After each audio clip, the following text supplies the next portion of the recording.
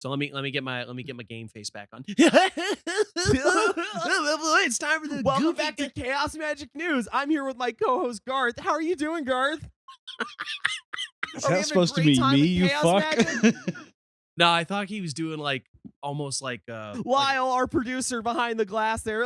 Give a wave to Lyle, everyone. Did we even introduce Gabe this time? No, we didn't. Oh, that's cool. Wow, I'm gonna be dipping in and out. It's fine. We suck. In the first aeon, I was the Great Spirit.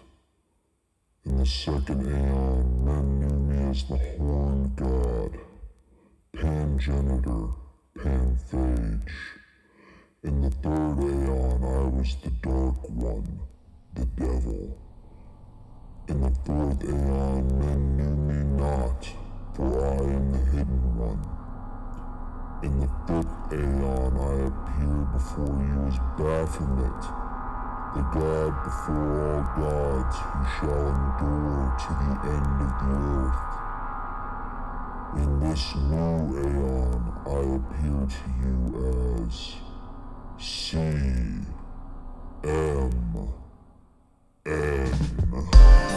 Imagine that there is a brilliant white light just above. Is commentary on the magic art. In the years of the primal force, in the dawn of terrestrial birth. Oh, that was very educational. Now magic will take place. Don't be fooled by what I just said. Welcome, everyone. I am Satanic Monarchy Kennedy, and this is Chaos Magic News, the inevitable consequence of your actions. Joining me, as always, is my canine co-host, the ghost of Cricket the dog. How you doing, Cricket? I got that dog in me. I was just talking about Ghost Dog the other day too. What specifically about it? Just that it's really good. It's a thing, yeah. Oh, it's a thing that exists. But yeah, you remember Ghost Dog? That they did that. Yep. No, you know what it was? It was because everyone was bitching about the Black Samurai in the new Assassin's Creed. I'm like, we already had Black Samurais. You ain't seen Ghost Dog? We already had Black Samurais in history. No. Like I expect them to know movies. I don't expect them to know history. Those who don't learn from history are condemned to repeat it as Black Samurais keep showing up. Oh, and Lupe Fiasco just dropped a new track called Samurai. So everything's connected. Everything is connected. So how's everybody doing this week? I'm all right. Yeah. I'm living life. That's good. Not too That's bad. Good. I know you guys are lying. It's okay. I love all you of this guys. is a veil. Yeah, I like, mean, none this of is this a is real. veneer of like, oh no, everything's doing great. But no, We don't even use our real names on here. Why are you trying to bring my real life into this? How are the kids? How are your sons aged 5 and 7? Do they still go to that fantastic Little League games? Yeah, as the Sharks in the South Texas. The South Texas Sharks. Yeah, they're a little bit of a fucked up team. South Texas Sand Sharks. Oh shit. Oh shit, dude! Watch it be a real team, and now I'm upset. Yeah, and then some obsessive fan is gonna like go murder some poor schmuck they think is you. Why would they murder? Yeah, what? wait, that's a leap, man. Salinas. Anything for Salinas. You know what it is? I was watching a bunch of old Saturday Night Live for like a completely unrelated project, and I saw a Mr. Belvedere skit where the whole point of it is that like Tom Hanks is the leader of the Mr. Belvedere fan club, and everyone in the club is like a crazy person that wants to murder Mr. Belvedere. Okay. I thought Belvedere was that like melty cheese. Nope. Moving on from this joke. Look, the point is that the world is chaotic right now. There's a lot going on. Like you're gonna hear us dig into the headlines in just a minute, and you're gonna, if you haven't been paying attention to the news, you're gonna be like, man, I knew things were bad, but fuck. So, in between all of the clatter and the din, I think instead of an opening discussion this week, we're gonna just have a little bit of a CMN pep talk.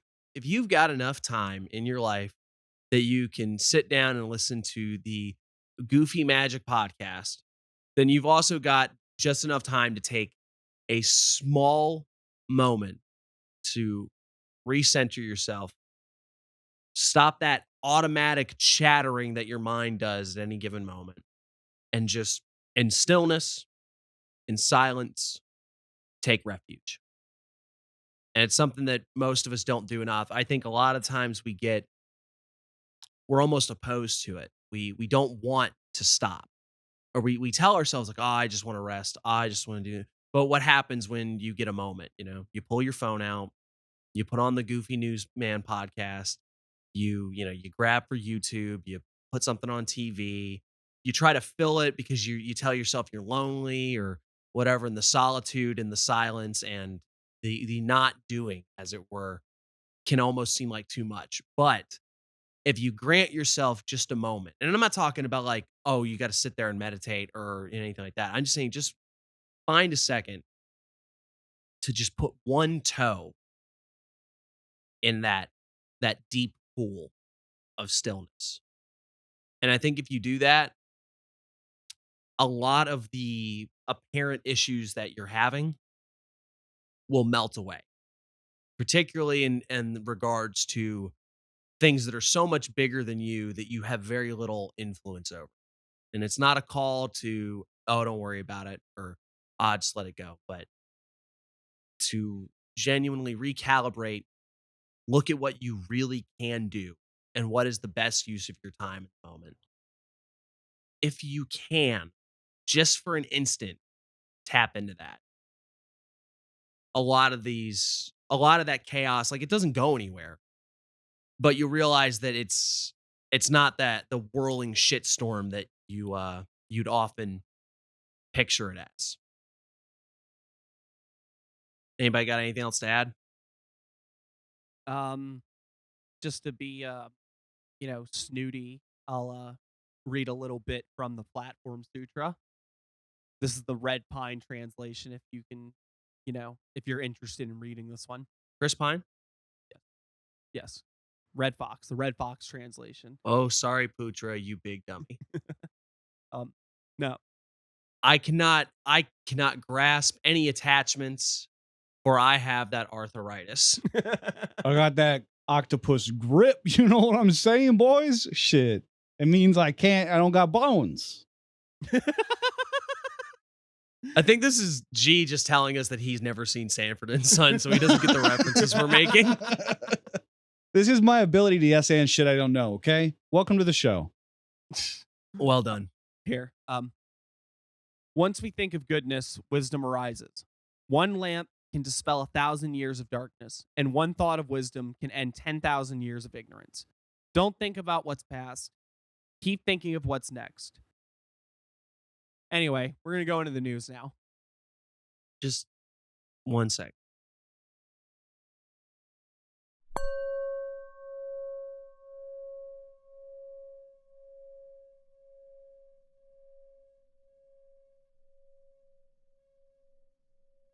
All right. And with that, we are going to go into the news. What's in the news? What's in the news? What's in the news? I was trying to pull up my first headline, and then I was like, all right, I'll do the what's in the news. But nope, that's the new one. That's the new That's one. the new one we're doing. I absolutely hate that. We greenlit it like yesterday. I wish you were at the meeting. You should have gone to the meeting. That's what you get for not wanting to put in more than your 40 hours a week. Yeah, that's what I get, because I'm just dragging this whole operation. Stop. That's not where I was trying to go with this joke. God damn it. You're yes-anding it in a very negative way. Hey, you're being a real negative Nancy right now. We need you to be a positive Carl, okay? Why is Carl positive? I don't know. I couldn't think of an illiterate. All right. Did anyone else think like Simpsons Carl when he said No, that? I thought Carl, Aqua Teen Hunger Force. Oh, it don't matter. None of this matters. None of this shit, man. None of this matters. I've got a collection of headlines that they sort of go from most important to least important. Well, I don't know. That's a value assessment. Maybe you'll think it's like, I can't wait. Look. A judge in Indiana said that taco is a sandwich, and y'all need to talk about that. That should have been top headline. Is it an actual headline? Oh yeah. Yeah. Oh, we're gonna get to it. Holy fuck, guys! What are we doing out here? But first, this just happened this morning. Iranian President Ibrahim Raisi Had a little oopsie daisy, a little bit of an oops and daisy. little whoopsies As at 40,000 feet. yeah, Uh-oh. at Boeing let's see strikes what time. again. Do they make helicopters? They have to make helicopters. No, right? I don't think so. I think that's a Lockheed. I don't know. That's a good question. Like what? Because aeronautics in general is can be some very specific types of technology where it's like, does Boeing make? Boeing's got to make some kind of helicopter, right? They probably make some parts for it. I don't know if they make a whole on unit. All right, helicopter Whole-ass carrying helicopter. a helicopter carrying Iranian President Ibrahim Raisi and other officials apparently has crashed in the mountainous northwest regions of his country.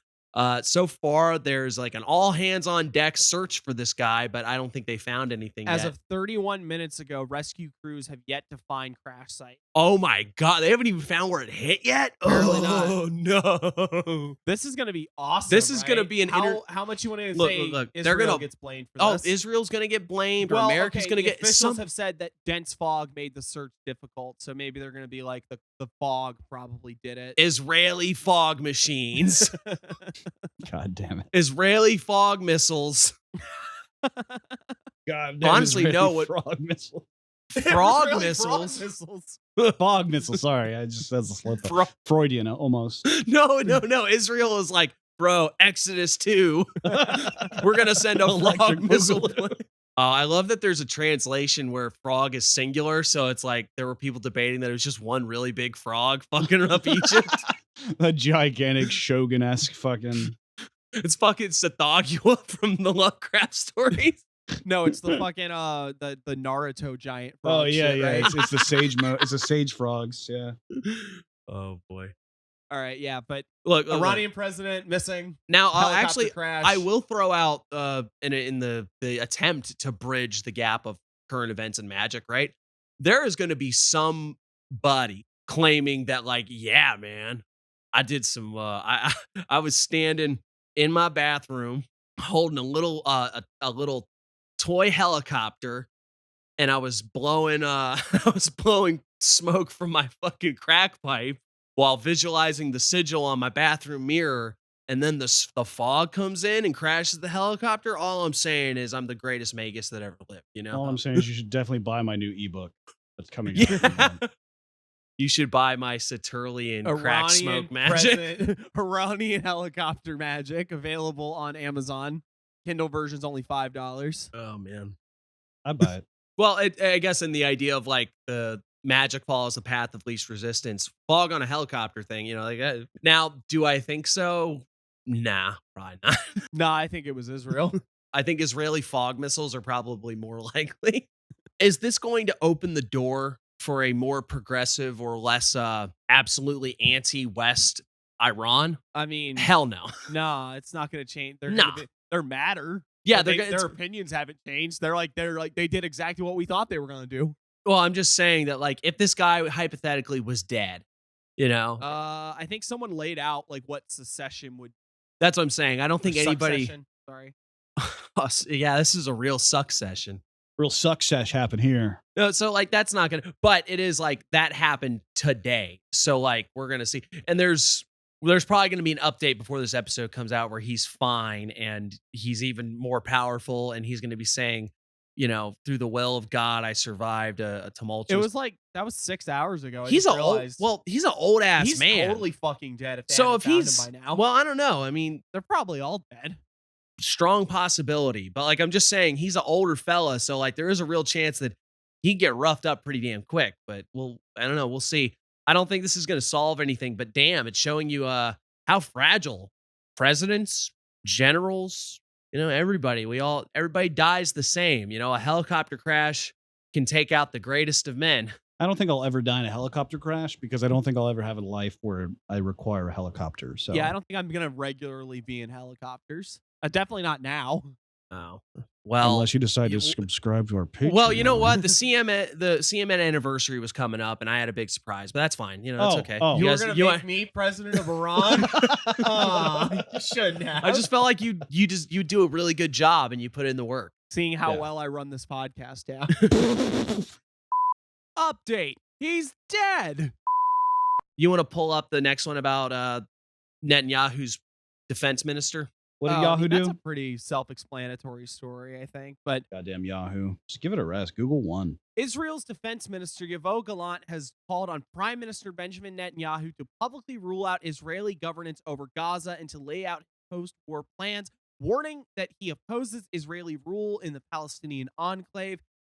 Wait a minute, no, did he not fucking say he was going to resign over this I know shit? he threatened to resign at some point, Or and is that a essentially different person? no, it's the same guy because it's basically it's the same thing of saying like he's telling Netanyahu, it's like, look, we have no plan for after Hamas. You haven't said what we're actually planning on doing, and the idea that you're going to just bulldoze everybody and take over, which is more or less what they want. That's what this is about. They just want to solve the problem as they see it, bomb the shit out of everybody. They've already destroyed, Gaza's fucked at this point, and then they're just going to keep going. No. Hang on. All right, hang on.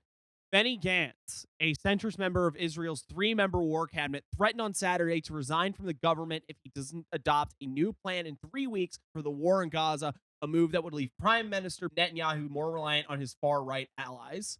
Sounds pretty sticky. I could have sworn that okay, just misinformed idiots. No, this was yesterday. I feel like that was... So no. Is there more of them? So, okay, so multiple...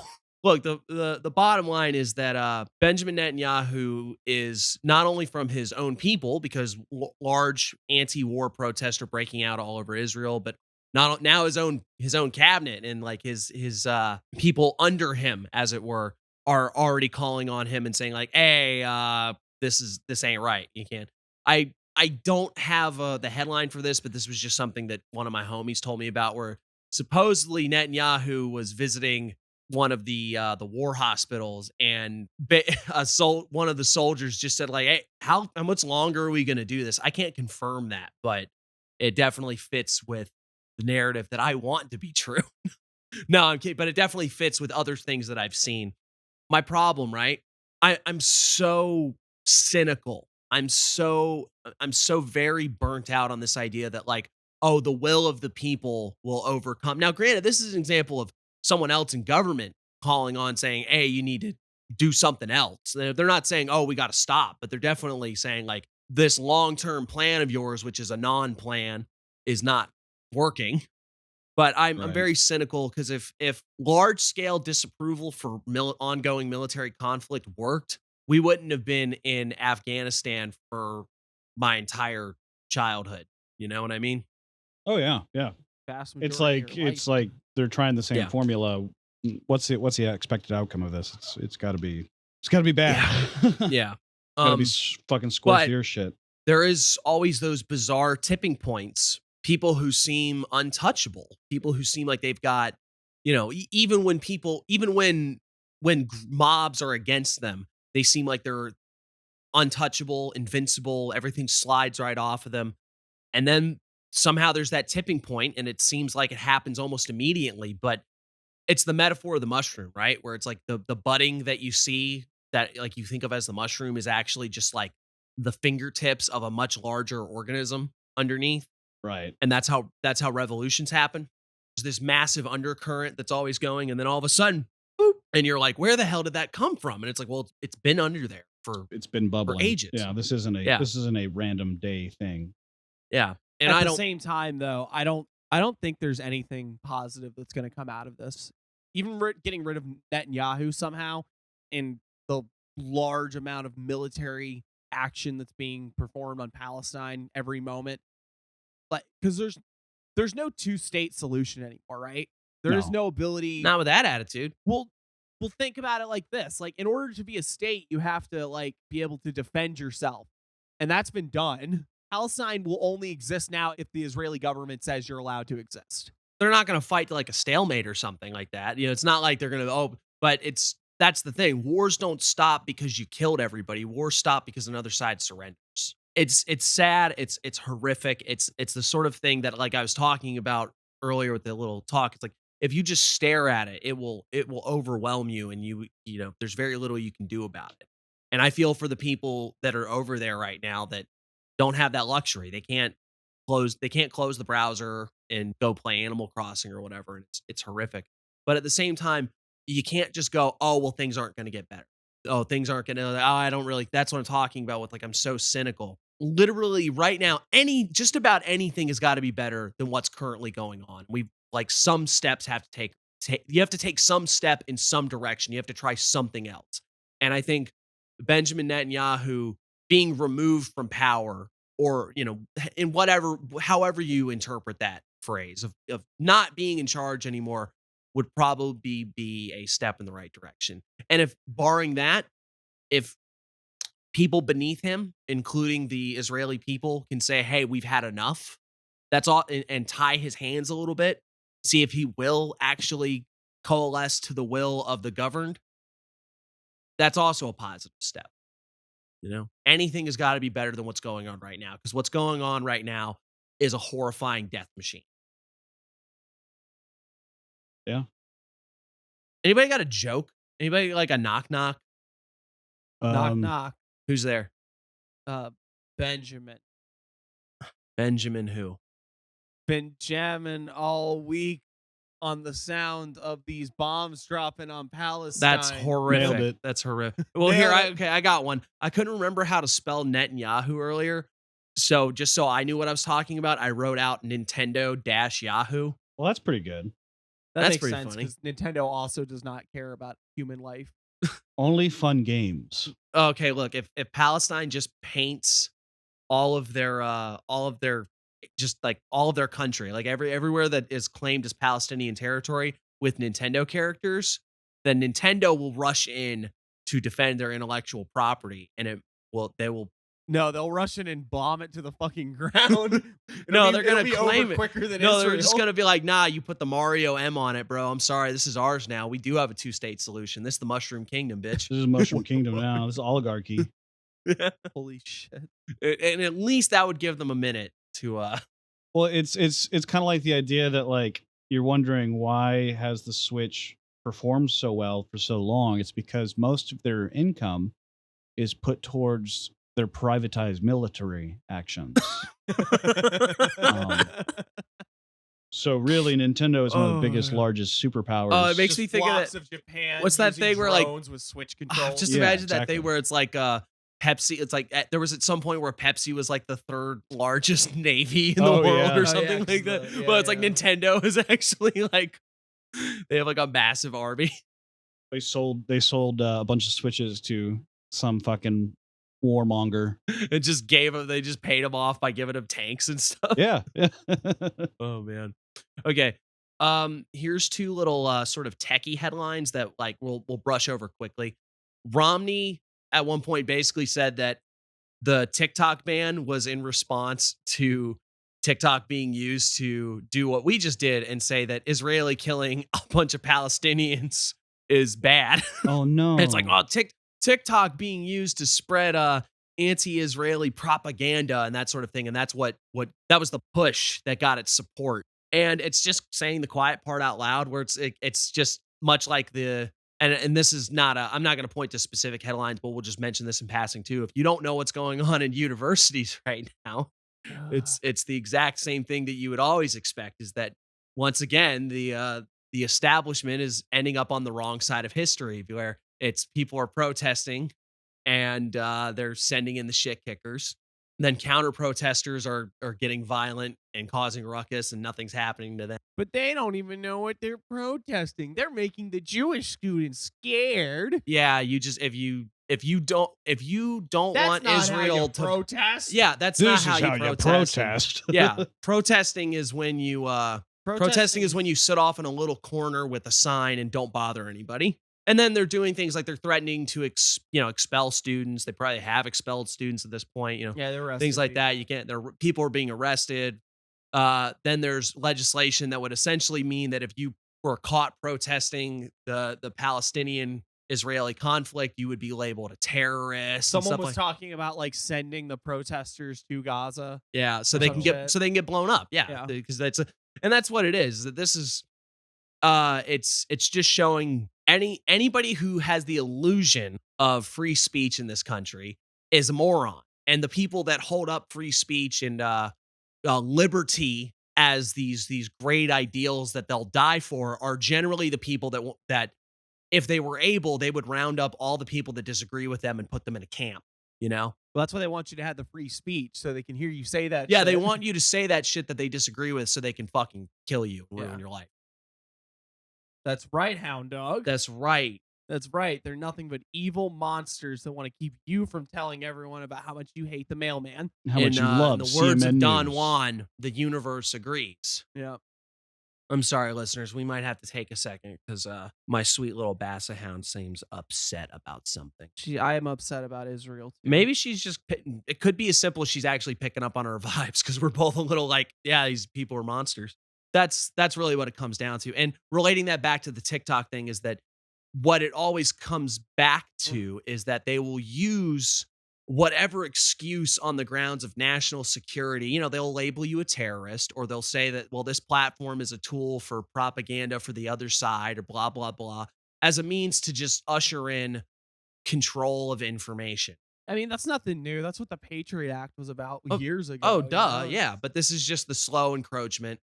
Now you can't even have TikTok. Like, I get it. They were already reading my text messages, finding out that I was sexting weird shit to someone's grandma. But, it's like, now they're saying I can't even have a TikTok where I go, like, check out my dog. Isn't he fun? Well, he bit his own tail and ran around for 7 hours straight. Yeah, and then, it's going to be interesting because, like, if you took this to the logical conclusion, this podcast would get blighted off the map. But it's, it's also sort of like you can cuss in the woods all you want. Yeah, we're just not big enough for it. Yeah, nobody. Don't worry, if we were big as hell, I'm sure plenty of people would have. Oh, well, but we'd also have people coming out of the woodwork to say that we're like we're anti-Semites and we're monsters and blah, blah, blah. Yeah. Besides the fact that we're also devil worshippers. Right. That's but when, who cares? We wear our opinions very loudly for I'm the not most running part. for office. I ain't got to fucking impress anybody. I don't have to be tender with anybody's stupid fucking ideas. So far, just so you know, we're minus one Iranian president. We will be minus one member of the war cabinet in Israel, and we will be minus one video watching platform. Yeah. So far, I mean, and then also if you protest any of this stuff, you'll be one less freedom. Yeah, you will be minus one freedoms. Yeah. You get one minus freedoms, but you gain 3 intelligence. Now, so that's what we see is that the government. This is how the great world governments are trying to strangle us. How's the private sector trying to destroy our spirit? That's great.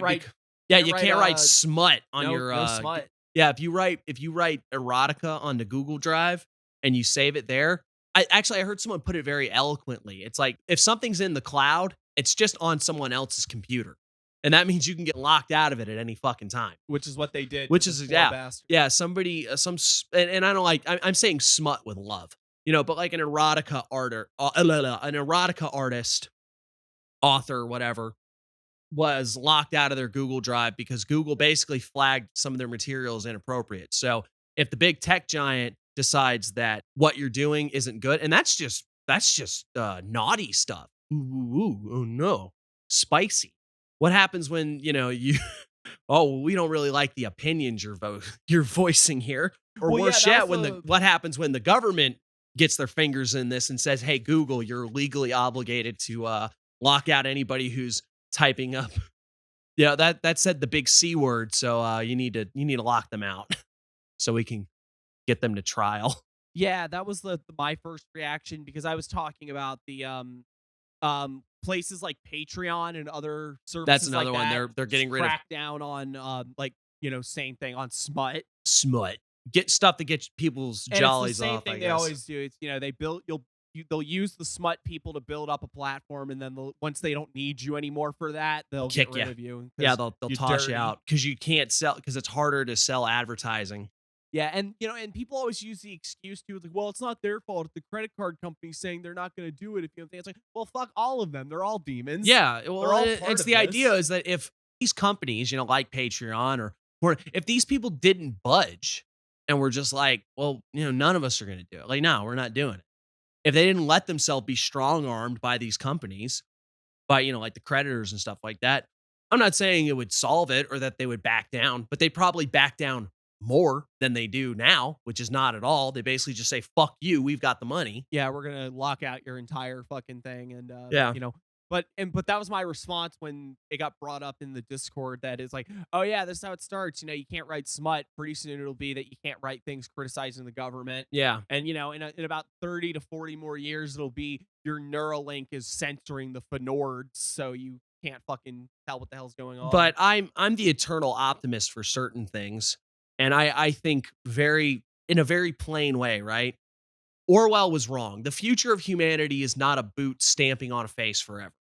It's whack-a-mole. Yeah, right. That's actually what I was about to say too. The boot will forever try to stomp on everyone. It will attempt to control the world. It will do everything it can to institute the control mechanism, and you'll never really be able to do it. It's whack-a-mole. Maybe the future is the temporary autonomous zones. It's being one step ahead of the police raid, as Peter Carroll said it. But maybe the future is just knowing that there are these, large surveillance states that look like they're controlling everything, but there's just simply too much world. And there's always a new little corner or pocket that you can find. And you might swat a couple people, you might root out a few nests, but you're never really going to be able to have everything under control. And you can look at some of the largest authoritarian regimes of history and know that they were awful, but they didn't do nearly as good of a job, because if they did, they'd still be around. So, Google might say, but that, I guess the other thing though, is that in a very real way, it's like, just save that shit on your computer, man. Well, I know, you got to make sure you're backing your shit up. And it's the same thing as like physical media. It's like streaming is convenient, but you don't own that shit. It can disappear. They changed the theme to house. They changed the theme to house, guys. The theme song is not right anymore. And it's like, so now they're like, now they're digitally gaslighting you. Like, nah, that score was always lame. Nah, that wasn't a Massive Attack song. Yeah, I know yeah, what you're talking about, bro. And the idea of magic, and we'll use magic as a thing of like, mysticism, alternative spiritualities, fringe thinking, right? All under this umbrella of like the spooky woo-woo, right? That has always been the thing that's been in the hands of the dispossessed, I think is how it was. I think, like, I was listening to the Seth thing, and he said it's always been about the dispossessed, the have-nots.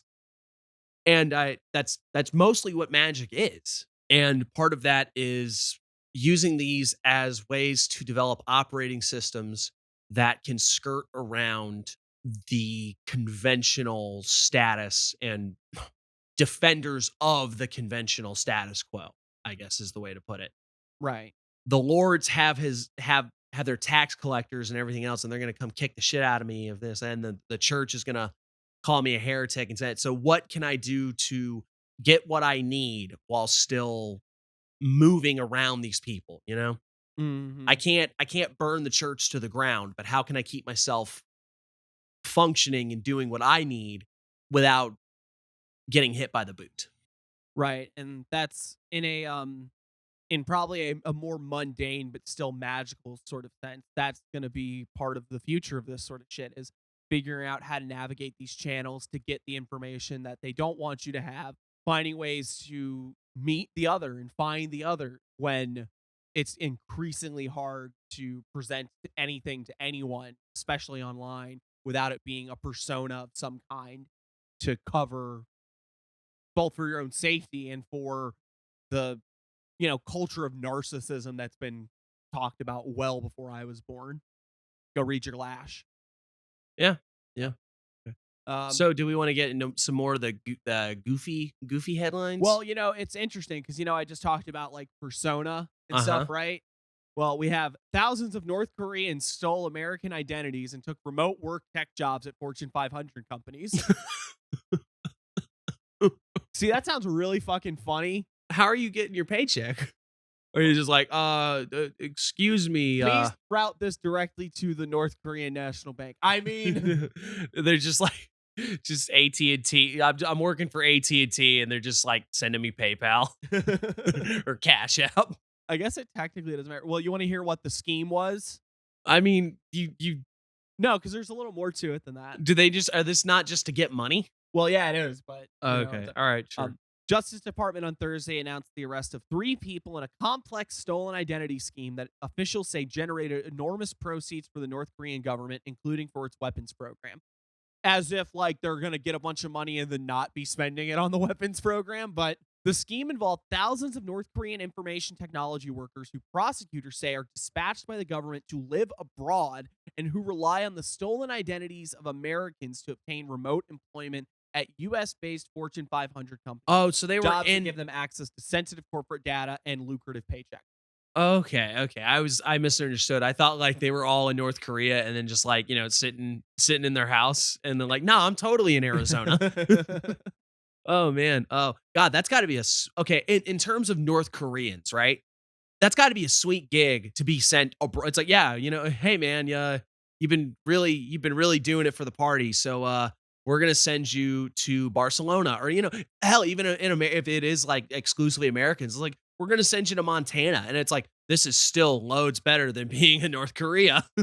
Hang on, check out this shit. Okay, according to the indictment, Christina Marie Chapman, who is one of the people being charged here, ran more than one laptop farm where U.S. companies sent computers and paychecks to IT workers they did not realize were overseas. At Chapman's laptop farm, she allegedly connected overseas IT workers who logged in remotely to company networks, so it appeared the logins were coming from the United States. She is also alleged to have received paychecks for the overseas IT workers at her home, forging the signatures for transfer abroad and enriching herself by charging monthly fees. And you're gonna ban TikTok. You can't even realize that. You don't even know that. Like, oh no, China's fucking stealing from us all the time. We got to ban the TikTok. Meanwhile, fucking you guys, like your fucking all of your Netflix passwords have been stolen by the Koreans now. Like something massive like that. Like how long had that had to have been going on? I'm just imagining at the DOJ, like someone's like, man, can you believe this TikTok? It's stealing all the information, right, James? And it's just a Korean guy sitting here who doesn't even speak English. Oh man, America #1. God, you're the only one that cares about our culture here, James. Oh Jesus fucking Christ. Oh man. Shit. How do we feel about that as far as Magic? Because I think that's pretty good. I think it goes what I'm talking about, where it's like there's always going to be new and exciting ways to skirt the control mechanism. Yeah, and I'm not applauding this because this is not good. It's not good, but it's also goes to show you. Well, it's also that thing of like I've got far more in common with the average schmuck on the North Korean streets than I do anybody in political power over me. Yeah. But that's like it's impressive and like wow, I wouldn't even have thought of something that fucking crazy. Now I guess maybe there's also the thing to be said of it's like God, man, there's a lot of magic that you can do with technology that you don't really think about. We really got to do like on doing some neuromancer shit, man. We really got to get on that. I just love how like tech Voodoo magic boys is, like for the last couple of years has been wait. Minnesota OTO voodoo boys. We're gonna be a bunch of gray hat hackers. Oh, Hound Dog doesn't like that idea. You're so like you're talkative. She's just really into the North Korean government, and she's like, you don't understand. He invented basketball. He invented basketball and the hamburger, right? And I really like hamburgers. Don't you? Uh-huh. Hamburger. I hear you.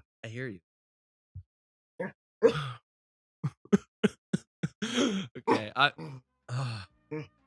Okay. You gonna take her out?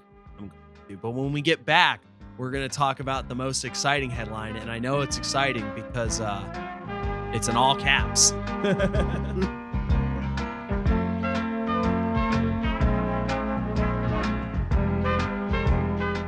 All right, now that we've gotten through what we would consider some of the important headlines, we're going to get to some of the silly stuff. And the first one on the list, I've got it all. It's 3 words in capital letters. It's RKF brainworm. Dude, I'm so glad for Doom 2. Oh, man. All right, so for those of you who are unaware, Robert F. Kennedy Jr. is running for president. Didn't they shoot that guy? No, that was the other. Well, that was 2 no. other ones. Shit. But instead, they had a much more subtle assassination attempt because apparently it came out during some court proceedings. If I believe it had something to do with a divorce and like the burden to like alimony type thing and he was saying that Mr. Kennedy had some, not that Mr. Kennedy, the Kennedy that is running. I also have brain worms, but no one gives a shit. Well, basically he was making points about certain medical issues that they had been dealing with by the, sort of diminished, what was it? Like, what's the word? Diminished capacity. Capacity, yeah. And one of them was that apparently a some sort of parasitic worm had gotten into his brain, eaten a part of it, and then died. And they had opened up his head and found the dead worm. And I just got to know, like, what is going on in your brain that the worm ate it and died? Like bad thoughts or? If it's supposed to be in there and eat stuff, right? I don't know if it's supposed to be in there, but like, is this type of worm supposed to be in a brain? I don't think it was like RFK's fucking brain is so fucking toxic that the worm just couldn't handle it. That's all it is. What it is that he doesn't take the vaccines, so his immune system is so strong that it was able to just squeeze out. Kill a whole worm. He gave the worm COVID.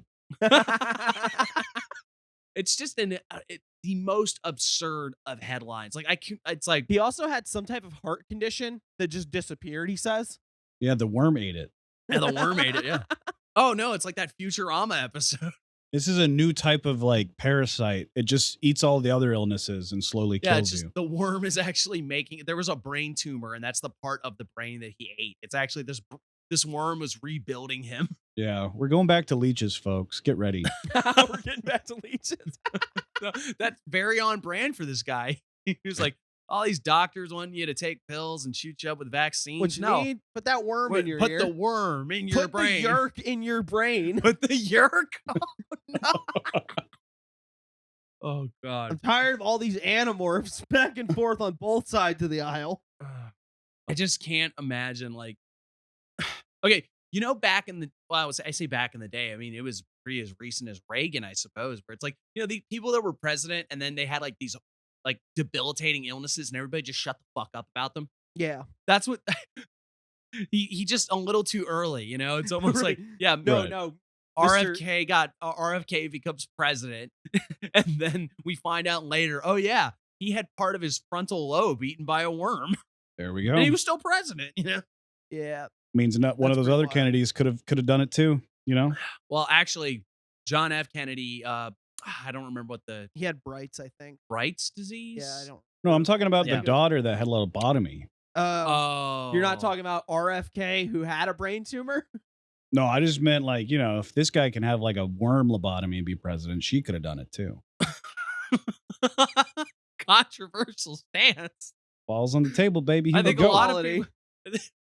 a lot of people complained there were far too many Kennedys in political power. I think we need to have them all there, lobotomized and ready to rumble.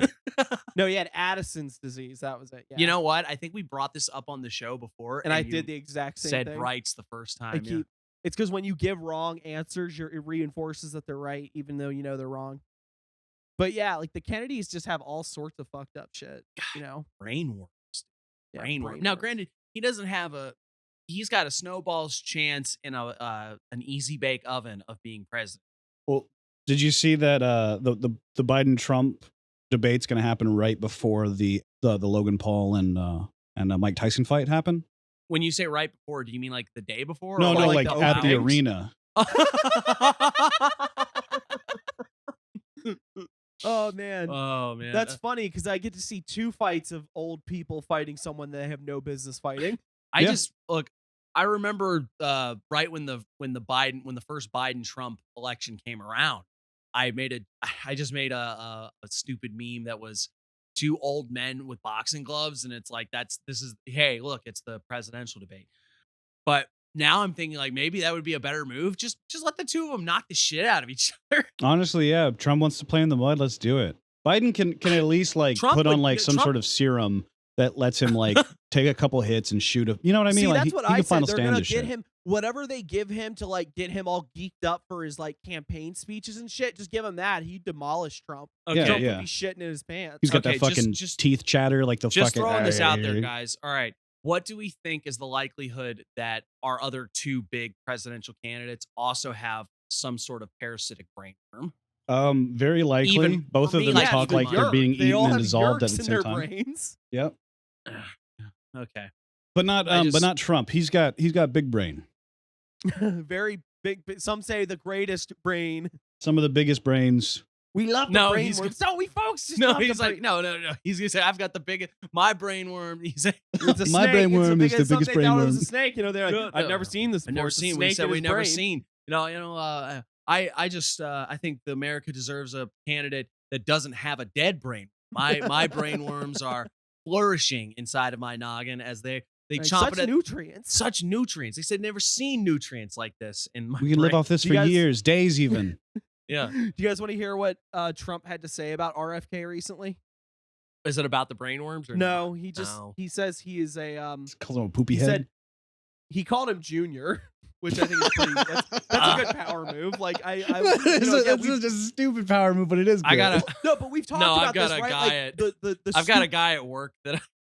Never mind. I'm gonna leave. we keep No. talking about like how one of the good things that Trump did politically is that he would always have nicknames for his enemies, and he would always be the stupidest shit in the world, like Meatball Ron and shit. But you would say it because it's so goofy that a grown man said this Sleepy shit. Joe, Meatball Ron, and then just Junior. Hey, listen here, Junior. But he said You should be calling him brain. You should be calling him Wormy now. he said RFK Jr. Yeah, I call him Junior, by the way. He's radical left. Don't think about it. Don't waste your vote. Oh my god. We need a conservative person with common sense. This guy is radical left who destroyed New York. He's actually a disaster. He reminds you of this flying he reminds you of this fly that's driving me crazy up here. This fly is brutal. I don't like flies. And he's swatting a fly. This fly. That's where the brain worms get in. Oh my god, no. Oh no. It's so fucking funny, and I know we're like, I want to say that we're blowing this out of proportion and context, but it's like No, a worm unfortunately. in your brain. Like, I guess the only thing would be like, what if this is just all a sham? But like, why would you admit this? Why would this be your defense? I mean, counterpoint, why has like any person running for president said anything that they've said in like the last like 3 election cycles?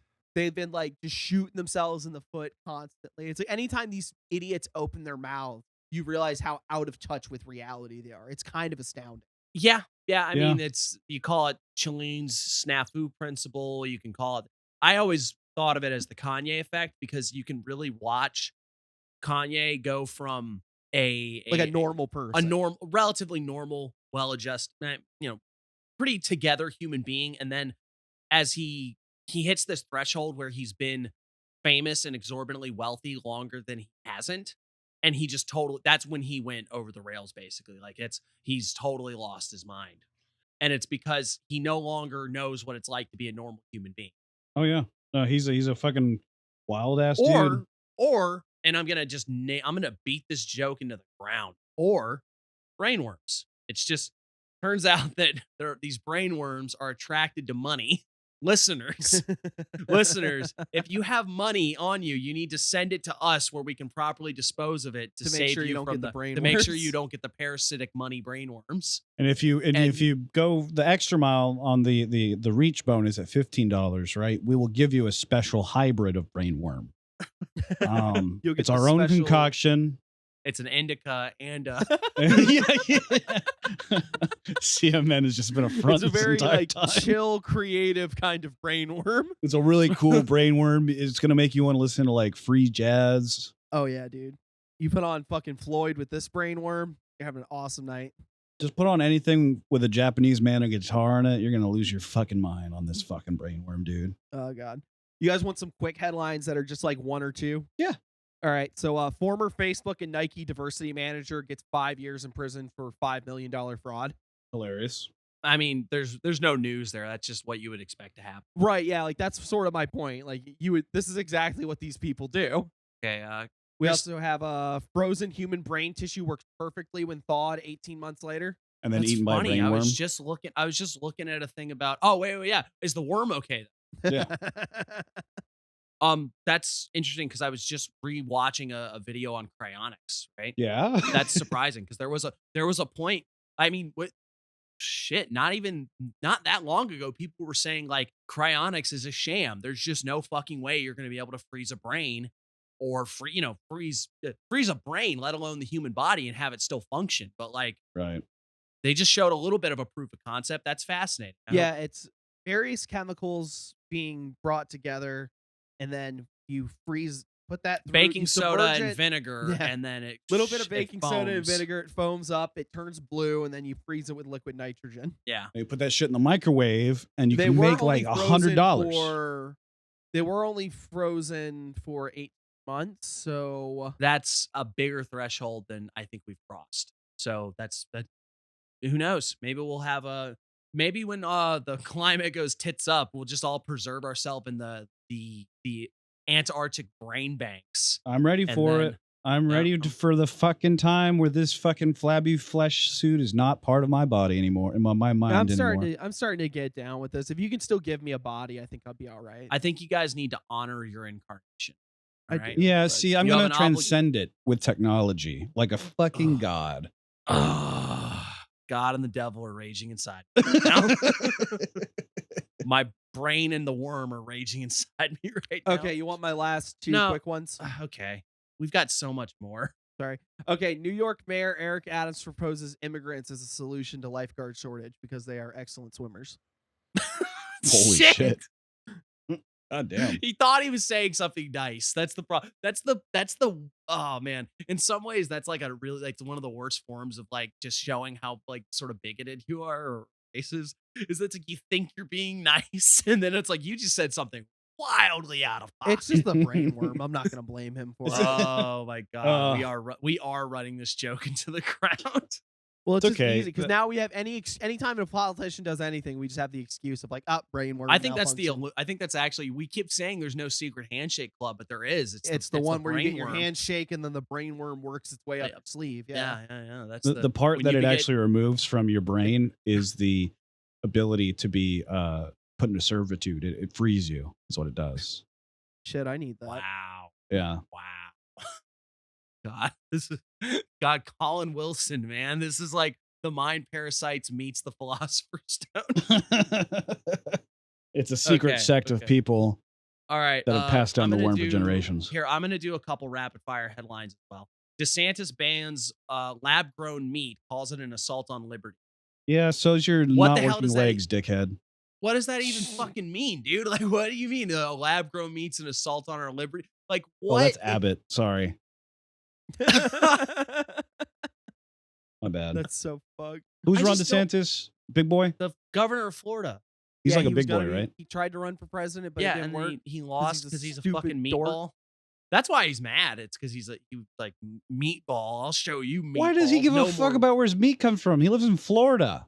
Because he's in the Everyone, the lab grown meat thing is part of the stupid conspiracy of like you're gonna eat the bugs and live in the pod. But shed. if I don't have to eat the bug, if you can grow the meat, no, you're only gonna get synthetic meat if you're good. How can you have any meat if you haven't finished your crickets? what? Like that's bullshit. Because you can just as easily withhold like actual meat as soon as the lab grow. Like, You think we're gonna have actual meat in a couple of years? I hope we don't. I don't give a fuck where it comes from. I mean, I'm just gonna say this is like I could not eat meat for the rest of my life and be fucking fine. All right, I've done it before. I'll probably do it again at some point. So it's like it really ain't you people. Y'all got brain worms and you're convinced that you got to have a hamburger to get through life. It's like no, sorry. I'm not saying that like oh no one should eat meat. You know, it's not a moral stance. It's just one of those things that if for some reason large scale agricultural meat was no longer on the table, you'd be fucking fine. Okay. Nah, it's my right to grill as an American. Yeah, you can grill a lot of. I just want to grill. Whatever. Anyway, no, That's what it is. That's what it's Hey, about. For somebody in the- DeSantis's grill someone in the pill. Discord pointed out. I think it was Johnny actually, but somebody in the Discord pointed out that really what this probably amounts to is attempting to get ahead of the curve so that these cattle barons don't lose their source of income. Because if it turns out that the technology is there and it somehow becomes cheaper and the overhead for just growing lab meat rather than like raising an actual animal and killing it, like if that becomes more profitable and easier to do, they stand to lose a lot of. Oh yeah, that is. I think that's 100% probably the point. He's just gussying up to a certain class of people. Yeah, but they'll always talk. But it could also be we could be giving them too much fucking credit. It could be just like, oh, lab grown meat, New World Order vaccine. Yeah, it could be that. I'm a dumb fucking idiot. The problem is like I'm sorry, the biting commentary from me, right? I'm DeSantis. I'm a dumb fucking idiot. well, I mean, that's sort of the problem of the Republican Party at this point is like you never know if their leaders are actively that fucking crazy or if they're just, playing it up. It's both. Well, yeah. Both. But it's the Democrats too. Like, fuck. Sorry. I don't want to be like, oh, both sides it. But Well, no, because when I see a Democrat say anything, I assume that's a lie. But whenever I see Republicans like saying stuff, I'm not sure if they know what they're saying is a lie. okay. So again, a couple more rapid fire. Haiti's notorious gang leader says forces are ready for a long fight. And this man's name is Barbecue. He just Hell wants yeah, to grill brother. too, man. Yeah, that's He wants that's his Haitian Jimmy right to grill. Is it Jimmy Chezier? I'm not sure how to pronounce that properly, but also known as Barbecue in Haitian Creole or Barbecue. That's the man. Is the most right there. powerful and notorious gang leader and heads the G9 Federation of Gangs. Basically, he did that shit at the beginning of the Warriors where he was like, can you dig it? If we, they got us fighting each other when we could be fighting the government, and it works. Yeah. So like, I'm sure this man is an abhorrent monster. Oh This man's straight up wearing a V on his yeah, fucking absolutely. shirt. Yeah. Oh, that's the other thing is this image is him wearing a V, but they're in Haiti. That's Yeah. I'm sure that there are government officials that have Vs on. Well, I mean, again, Wait, what's a V? It's It a is voodoo sigil yeah, symbol, basically. it's the seal it's the seal that's associated with the Loa. Gotcha. In the same way that Goetia has the seals or the sigils of like this is the symbol of this demon. I want to bring that back. I want to see Crips and Bloods wearing like Seal of Solomon shit. I wouldn't be surprised if it was actually more common than you think. There's probably a couple gang leaders that like some Bobby Hemmett, Yeah. But anyway, the point is that on the one of them. spooky woo woo grounds, like that's kind of neat. But also on the thing is that Haiti is war torn. The government is Haiti's- completely fallen apart, and the gangs are going to take over. Which you could argue that it's like, well, the gangs were already in charge, but it's really shit, and it's worth noting that there's no end in sight right now. The Barbecue, as funny as it's like, haha, his name's Barbecue, but he says they're digging in and they're getting ready to Right. go for the long Well, fight. like they have no elected officials left over there, right? You know that, right? Like, Yeah, I think I they mean- all pretty much flew the coop. Wouldn't you? If you could make the argument of like, nah, you stay and fight, but these people are cowards and they've just been run. I can't say that. Like if I was in their position, I'd be pissing Well, what are you myself. gonna do, right?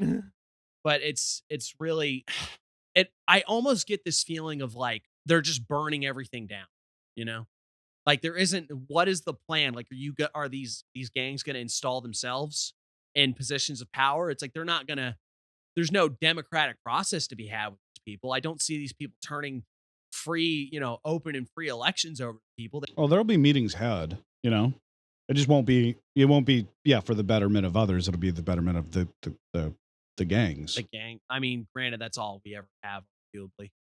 I mean, yeah, if you want to really mince it down, it's tribalism at its best, and it happens here too on the Slovakian PM assassinated. Wait, did he actually die?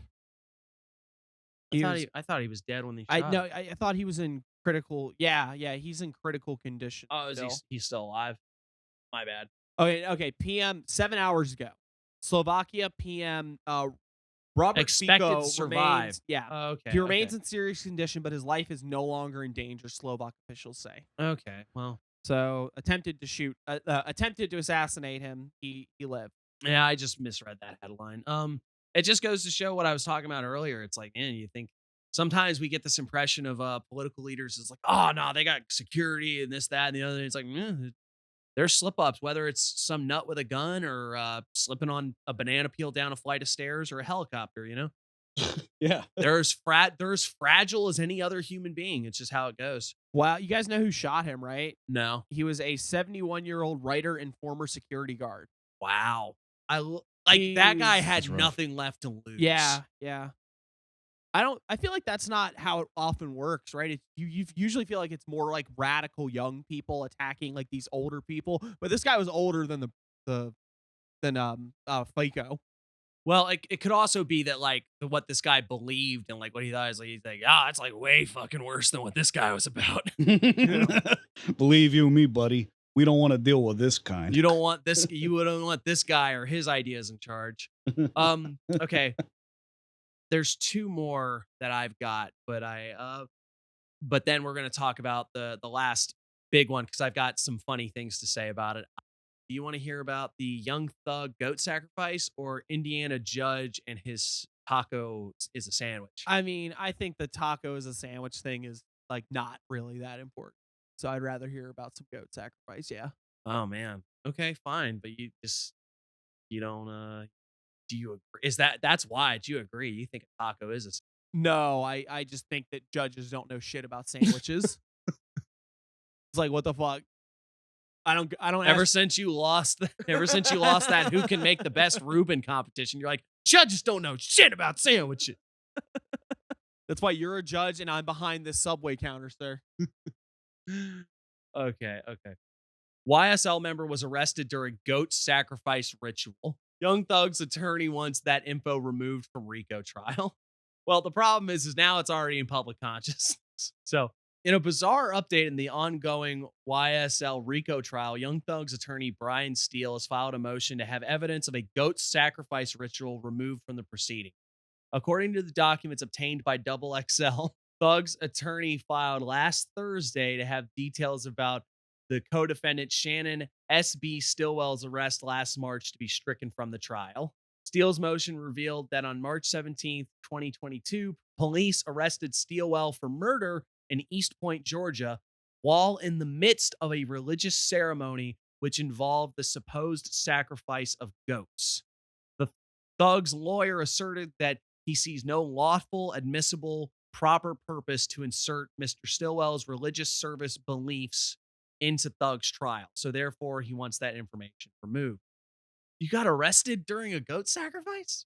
Supposedly this is voodoo, someone said. It's unclear if Stillwell practices voodoo, but that during these rituals, worshippers wear all white and sacrifice goats in efforts to bring forth Loa, which helped. Okay, no, that's just saying what. That's giving you we are Double XL magazine trying to explain to you what voodoo is. It's exactly where you get your occult information. Yeah. I mean, that's fine. I was just for those of you that don't know, we are actually big fans of the hippity hop. Oh yeah. You know, we're I wouldn't say I'm like a huge Young Thug I'm or not YSL fan, we're but like we're pretentious hip hop, you know. Yeah, I don't hate him though. Yeah. I mean, like I don't really he's not someone I'm grabbing, but like it's there. I just think about like Absol did that album that had like all of those Thelema references and stuff like that. And then, you know, to a greater extent, like Jay Electronica has like a lot of esoteric symbolism peppered throughout his entire discography. Yeah, and then there's people that we think actively engage with magic, like I mean, Aesop Rock. Aesop Rock, I think, if he's not a practicing cultist, he definitely understands it. Like, yeah, I mean, Spirit World Field Guide feels a little on the nose sometimes, or right, yeah. You know, he even a couple lines where it's like, I broadcast all black magic with a K. You know, so he definitely knows at least. But it's like I don't know if he's a practicing occultist or not, but he definitely has a. He has some sort of engagement. But there's plenty more. So it's like I mean, plus just as an aesthetic, I think hip hop has definitely leaned heavier into the occult realm. Oh, I think in the last like 10, 15 years. It's all part of the occult revival. Right, yeah. Cycle. I always think about the Mayhem Lauren mixtape that's just called Gems from the Equinox. Oh yeah. And it's like, yeah, see, you guys know what this shit is. Yeah, so there's definitely examples of like hip hop occultism. Yeah. But there's also something very funny about like the blatantness, the brazenness of animal sacrifice. Oh man, I thought about Azalea Banks. Yeah. Yeah, like literally showing her Bruja closet where she's got all the dead chickens. Check out all the dead chickens. Well, that's what I was gonna say. You notice animal That's what the tweet said. Check out all the dead chickens. Look at all those dead chickens. But yeah, no, think about it like because animal sacrifice is always the line that people get really freaked out with, like these supposed things. Those are the two lines where they go like, oh, they're sacrificing goats and chickens and shit. It's creepy. But if you were gonna eat them, it'd be fine, right? No, because that's your meat has to. It's only moral if your meat comes prepackaged by the Walmart people. Oh man! They damn it! They don't. I didn't check this. What? This is an old ass headline. This is almost a year old. Oh shit. Damn it. Ah, man, we Ah. suck. Although, I mean, it gives us an opportunity to talk about hippity hop. Oh, man, should have gone with the Indiana taco thing. Should have. Oh, man. That's what I get for not checking my I the problem is that when I want to go for goofy headlines, I look in the what's in the news section on the Discord, and I just assume that most of them are relatively current. I didn't look at this is from Well, here's the thing. Like, the trial is still happening. That's true. That's true. Like, so it's not like I guess that's just one bit of information that we're like, why the hell? well, How the hell did okay, it come up? let's go serious for a second, all right? Who do you side with on this? I mean, is that relevant at all to the child? Like, is it? What's it matter? Like, what are you gonna? Is the fact that somebody was sacrificing a goat when you arrested them, does that have any bearing on whether or not someone is guilty?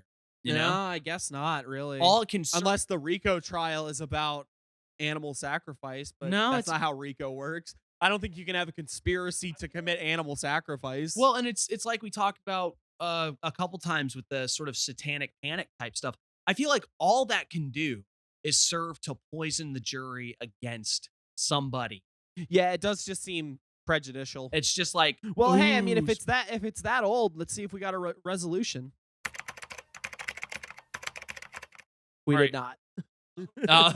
we don't know if it got, but it's just I feel like that all that can do is serve to make somebody seem like a crazy, or demonic, satanic, that sort of thing. So I don't know. I think I'm with the lawyer there. It's like that shouldn't be in the trial. Yeah, It's it nobody's just fucking seems kinda business. nonsensical.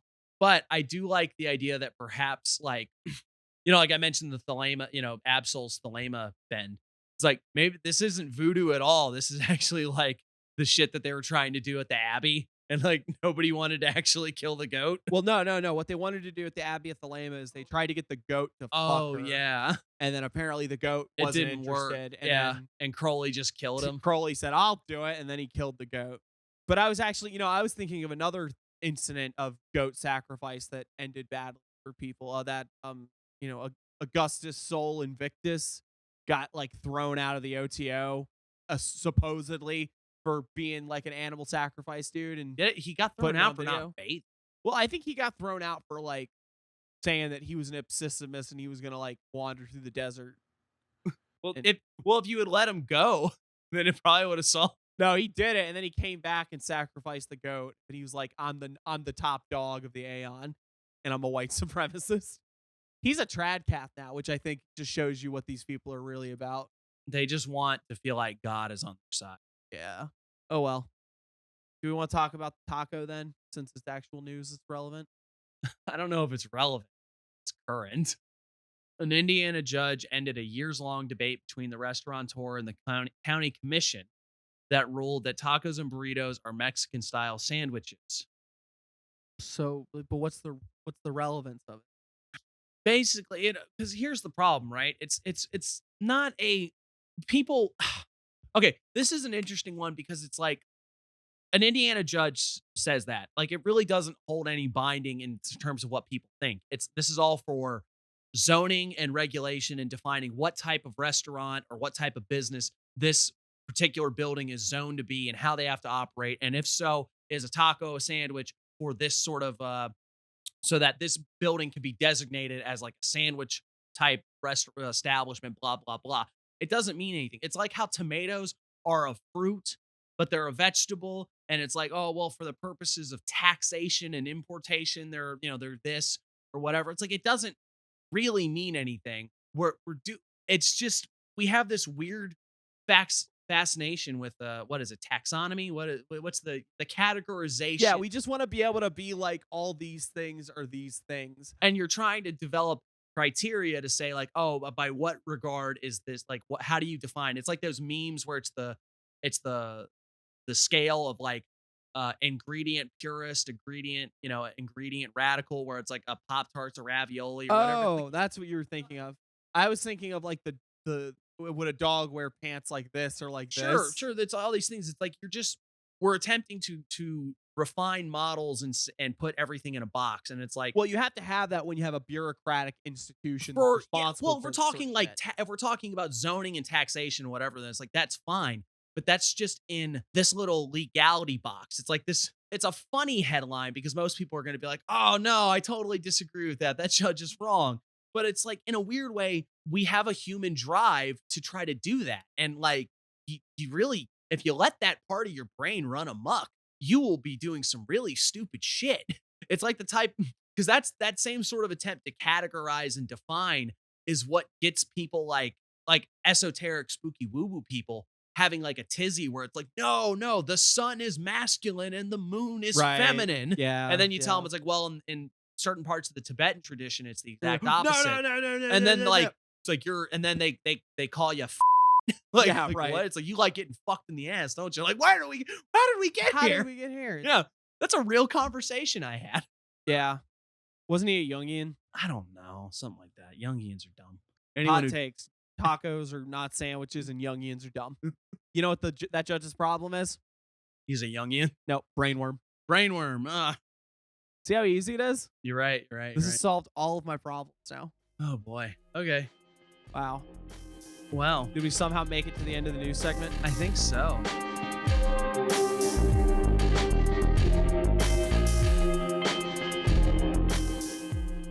Hey, we suck. Yeah, we We're missed some fucking headlines. Yeah, we literally talked about, we're going to talk about this one, and then we didn't we because make reference to it and then don't talk we're about fucking it. stupid as shit. We're We dumb got as brain fuck. damage. And the brainworm. Oh yeah, brainworm episode. What a fucking Okay. devolution. The evolution of it all. De-evolution is real, scrubs. Spuds, fuck. Fucking stupid. It's the brainworm. Don't It's the worry about it. brainworm. It's a brainworm. All right. You know, this could almost be included as a Banish with laughter segment because really what I've got to say about this largely relates to You know what? idiot occultists that I hate. You know what? That's what we'll do. We'll make this the post news Banish with laughter. All right.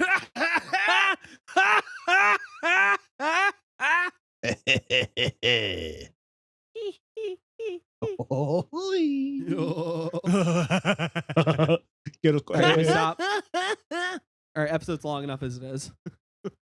All right, and we're done. Bye.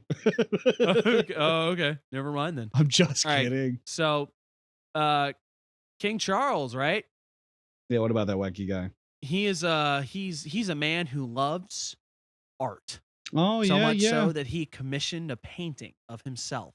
Well, he can't do it Right? himself. Have you seen his hands? No, I don't. Hard to No, get we're open not getting doors. sidetracked on that. All right. His hands are only good for slaughtering animals, I suppose. Jesus.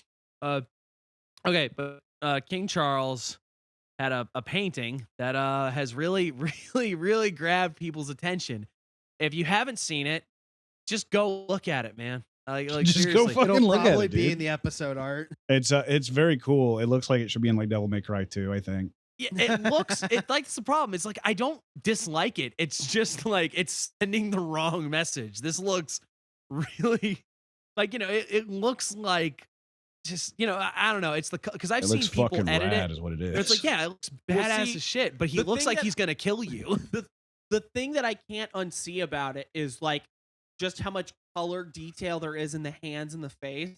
Right. And then like the rest of it, The suit literally blends into the all red suit blends in with the all red background. And that is the point, I'm sure. well, that's what I but was gonna say. it's Like, like- it reminds me of like when you do like a flat color on something, but you like colored the couple detail spots on it. It's like they were like, ah, shit, I don't have time to finish this. I'll just make it all red shades. It's just put fucking. That'll be I do like it. $3,000. I honestly like it.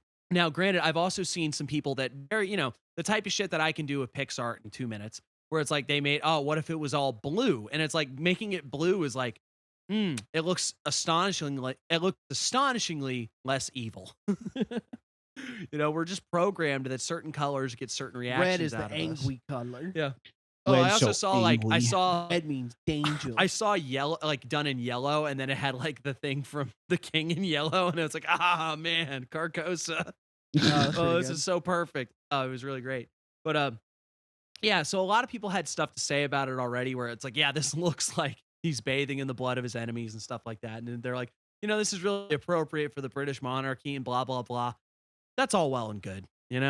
People, I remember when Obama's presidential portrait, whatever, people had comments about it, even though, again, I think it looks pretty good. I like it a lot, actually. It looks really neat. I like that guy. Yeah. Well, I mean, I don't like him, but I like the portrait. Yeah, I like that guy in that portrait. I like him. But the more important thing, check it out. I made Prince Charles lean. It's lean. it's just lean Prince Charles. Did you just like put him in like a purple fader or what? Yeah, I literally. You knew the joke. I don't even have to send you the photo. Well, you should send it anyway. So now here's my problem, right? Is the let's call it the Secret Sun crowd, or the Things Look Like Things crowd. Oh yeah, Secret Sun. Let's just call him out by name. He sucks. Fuck that guy. He's an idiot. A fucking idiot. Yeah. Every time I see one of his posts, I just giggle. If you like bit. drooling on yourself and you think crayons are a healthy snack, you're gonna love the Secret Sun. Well, not the red one, because the red one's dangerous. Red one's bad. Red one hurts you. Like red one does fire damage. I don't fucking care. All right, whatever. That guy's a fucking goober. Look, this wasn't even him specifically. I'm just saying. So somebody like, take the portrait and then mirror it and put them in the center, and it looks like a scary demon face. Ooh, in it's it. a demon. Ooh, it's a monster. Oh no! Oh no! Uh-oh! And I'm just so fucking sick. Charlatans. Well, I'm just tired of these people that are they've got, you know what? Let's just say they got brain wormed. Dude. Yeah, they do. They got brain wormed. They destroyed their part of the brain that has them reason in the slightest, right? So that their conclusion is that the world is being ruled. Like, the reason the world is fucked up has nothing to do with the fact that we're, as I said, we're largely sleepwalking, unconscious, animalistic, and we only have a veneer of higher reasoning, that sort of thing. Like, that's one way. One, you could say that the systems that we have developed inherently exaggerate the worst qualities of humanity and cause us to, stab each other in the back, eat each other alive, that sort of thing. You could talk about that. You could talk about the inherent power structures that we have are, power of any sort corrupts. There's all sorts of things you could say that don't rely on the idea that somehow the world is ruled by mean ghosts. Right, who are so fucking incompetent that No. It's not that they're incompetent. It's like somehow to play by the rules of the game, right? They have to make it so you can see them at some point. So the solution is that these, let's call them jerk spirits, have to hide like one of those posters where you go cross-eyed and then you can see, oh, there's a boat. That's, are you it's the type of thoughts that only happen when you're in such a neat little bubble of reality that there's people that would say, oh, look, that looks like a ghost. That looks like a spirit. Oh boy. There's clearly, that's a Baphomet. And I'm gonna tell you this, the people that think that this looks like Baphomet, it's like, what Baphomet statue I do you think have? my exact words were, I love these kinds of people because they're the same types of motherfuckers that if you showed them a Rorschach test, they'd be like, why is that my dad getting fucked in the ass by my mom? Why do you have that photo? And they won't believe that it's an ink blot. It's absolutely insane to me that it's like the answer is if you believe, and here's the thing, I've gotten myself in the model that we are in spiritual war between the sparks of the divine and the archons that seek to keep us enslaved in this fucking samsara torture machine. That's I won't say it perfectly valid, but that's definitely something you can do. And here's the thing, even if you believe that, you have to believe that these people are that these hyper dimensional hell monster intelligences do things like hide pictures of themselves. Yeah, I don't know about that one. They gotta it's the 9/11. It's like, oh man, you see the 9/11 things in The Simpsons? See, they gotta tell you that they're gonna do it.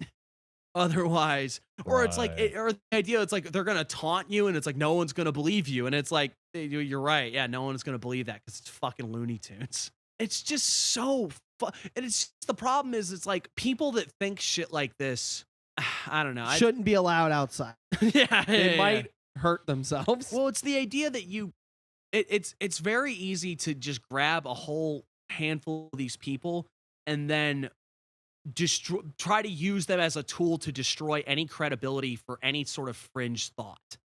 I really do think that ideas like this get propagated by intelligence agencies to discredit any like meaningful, like realistic conspiracy theory or anything like that. My problem with that But is then- sort of the leftist problem where it's like anyone that disagrees with me is a fucking fed. No, I just mean that like it really wouldn't take a whole lot of prodding or prompting from groups like this to get a whole bunch of stupid fucking idiots drooling on themselves saying, "Yeah, look, it's like a goat head."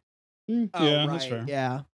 And then meanwhile, now whenever it's like you want to start getting too out there, they can use these kinds of crazy, these idiot lunatics as a way to lump you in and say like anybody, oh, if you're you think there's any questioning of the status quo, you're one of these crazies. Yeah, you're one of those fucking crazies. Yeah. Oh, okay. Yeah, I see. He has placed a purple filter on it and then placed a bottle of promethazine and a cup of Sprite and a Lakers hat on King Charles. Yes, very well done. Yeah. Well done. Recognized game, Post you know it what to I'm the saying? socials. Yes, this too will amuse the masses. Yep. Yeah. And then the algorithm is like, no. No, that's a week old now. No, he's already dead. Do we want to talk about Christy Gnomes shooting her dog? Nah, bro. Okay, well, we will take you back to the episode that was already in progress. Go ahead and start the machine, dude. Fuck, I can't do this all day. So, G, do you know what the culture piece this week is? I think it has something to do with like hominids or something. No, you see, Gary, you of all people should really relate to this because you're Gary behind the glass, and you're like a little guy, you know. Yeah, I'm adequate. Yeah. Yeah, you're a little guy, and you're behind the glass, and that's what a homunculus is. Oh. And we're talking about homunculus. Yeah, my dad was one of those once. What? All right. So this week we were going to talk a little bit about the homunculus, and I think I've actually got a through line here of why this could be a neat conversation, right?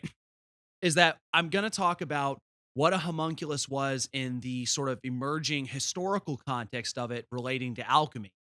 Then we're going to talk about where it went when it got into the slightly more modernized Western occult tradition, right?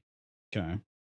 And then finally, we're going to talk about its impact in our current era as a pop culture phenomena, right? And it's almost like you can almost watch the degradation or the I don't know, the decadence. I call it the Watching this, like- revampedness. I call it the reboot series.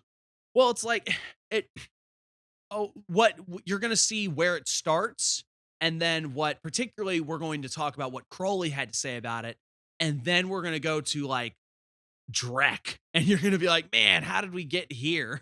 And then And Reggie maybe we'll- Gigas and Reggie Gigas And maybe we'll talk like Full Metal Alchemist and too. Reggie Ice I don't and know. Reggie Rock. Okay. What are you talking about? The Pokemon that are literally elemental homunculi. Is that what they are? Yeah, Registeel, Reggie Rock, Reggie Ice, all them's are homunculus. Reggie Bush, Reggie Bush, 2004. homunculi, Homunculi or die. That's their slogan. homunculi or die, motherfuckers.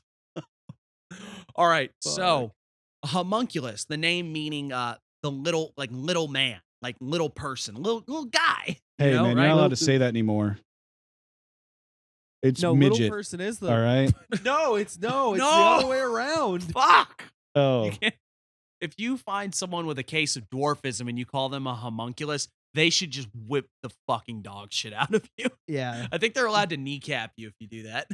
and they'll have to. I'm just imagining a small They'll reach person right with a up whip, there. and it's like logistically a really hard instrument to do. Okay, look. The point is that the homunculus emerges in, I believe, the 15th century with the big boy of alchemy, right? Paracelsus. Paracelsus? Paracelsus. Parasocial? What are you saying? Parenthesis. Did you just have a stroke? What's going on? I'm scared.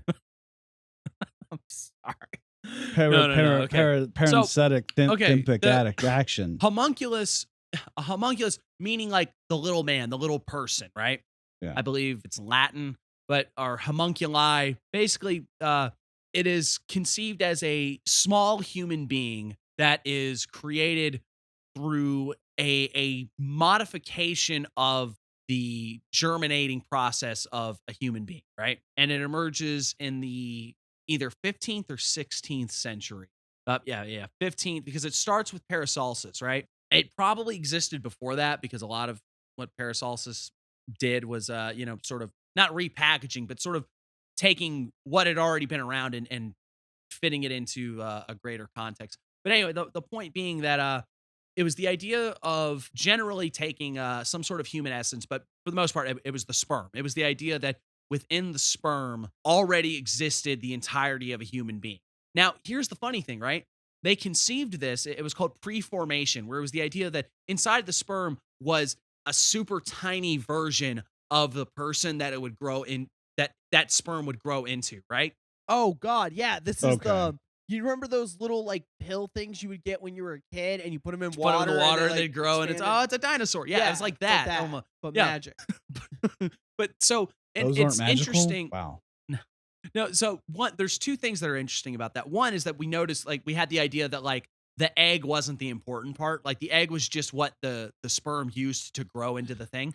But when you think about it, right, it's almost like the metaphor was there and people took it a little too literally because the sperm has the DNA, which is literally, that's the blueprint by which you build the thing. I mean, yeah, but it's got half the DNA. Yeah, it's the other. That was the part I was going to say, is that it's only, what we know now is that it's only got half of it. Except, you can, as far as the homunculus at least, you can scrape out the DNA from inside of an egg and then put in DNA, and it'll just make a clone, right? And that's kind of what a homunculus is. That's the modern equivalent of a homunculus, is a clone, right? I thought it was a little couple golden boy. But here's the popular conception of it, was the idea is that you'd somehow be able to take sperm or something that would carry this life essence, right? Place it inside of a facsimile of the womb, right? Some sort of receptacle. Yeah, usually, and it's the idea of the little man in the flask. So like you'd have it in this sort of alchemical flask being sort of kept warm and heated while you were pouring, I believe human blood was the popular thing, but I'm sure there was other stuff. But yeah, the idea was like you'd feed it blood because blood's got the good stuff to make it grow big. And you would end up with this little dude, right? Okay. It would not be a human. It would be something modified. It would be in a way a spiritual entity that possessed sort of an unpolluted spirit or whatever, right? At least in the idea was that like you would make a homunculus and it would just know shit. It would be in tune with planetary and spiritual energies. So it could just tell you things. And some saying, like, I saw a thing where it's like they can control the weather or stuff like that. So basically, right. There's sort of this idea in the creating. It's very, again, it relates to alchemy, right? This idea of taking something inert and base and filling it with like the divine essence and life. In Islamic alchemy, they have the idea of takwin, which is creating synthetic life, and it's supposed to be emulating the creator. Yeah, and that's a lot of alchemy, though, is the idea of like, what's the goal of alchemy? The turning of the base metals, the achievement of the philosopher's stone, the elixir of life, and then also a big thing is the creation of artificial life. Placing yourself as Becoming the the maker. godhead. Yeah. Becoming the creator. And there's funnier examples of a homunculus, right? Where instead of like a beaker or a sealed container, it's like just put it in like a big slab of horse shit. Just treat him real bad. Kick him around a bit. Maybe he'll do something different. No, like literally just like what you do is you get an orange and you beat off into the orange. Then you take the orange and you wrap it up in some foil and you leave that under your car for about 4 days. Make sure it's during the summer months. Okay. And that's how you get ketchup.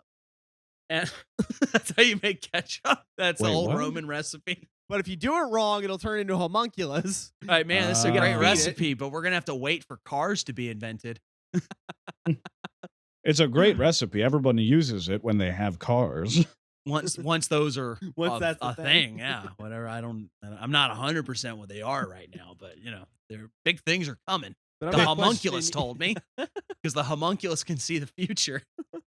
So that's sort of and we're making very light of it, but for me, that was the big thing. It was like, why the fuck would you want to make just like and that's another thing that's notable is that for the most part, there was the idea that once you made a homunculus, it kind of just had to stay in the womb. So it's almost like a Death Stranding baby. We're like, you got to keep it sealed up and maintain this connection. But I was like, why the hell would you want that? And then that was the part that was like, oh, okay, that makes sense. Because it's like, it's a spiritual tool. It would either have supernatural powers or could grant secret knowledge or supernatural powers to its creator. And you know how this magic shit always works too. There's always the implication that like if you could perfect this thing, it would be like a whole living thing. And you have the more mythic versions of the tales where it'll be like in the Chemical Wedding, they make a homunculi. Oh, Well, yeah.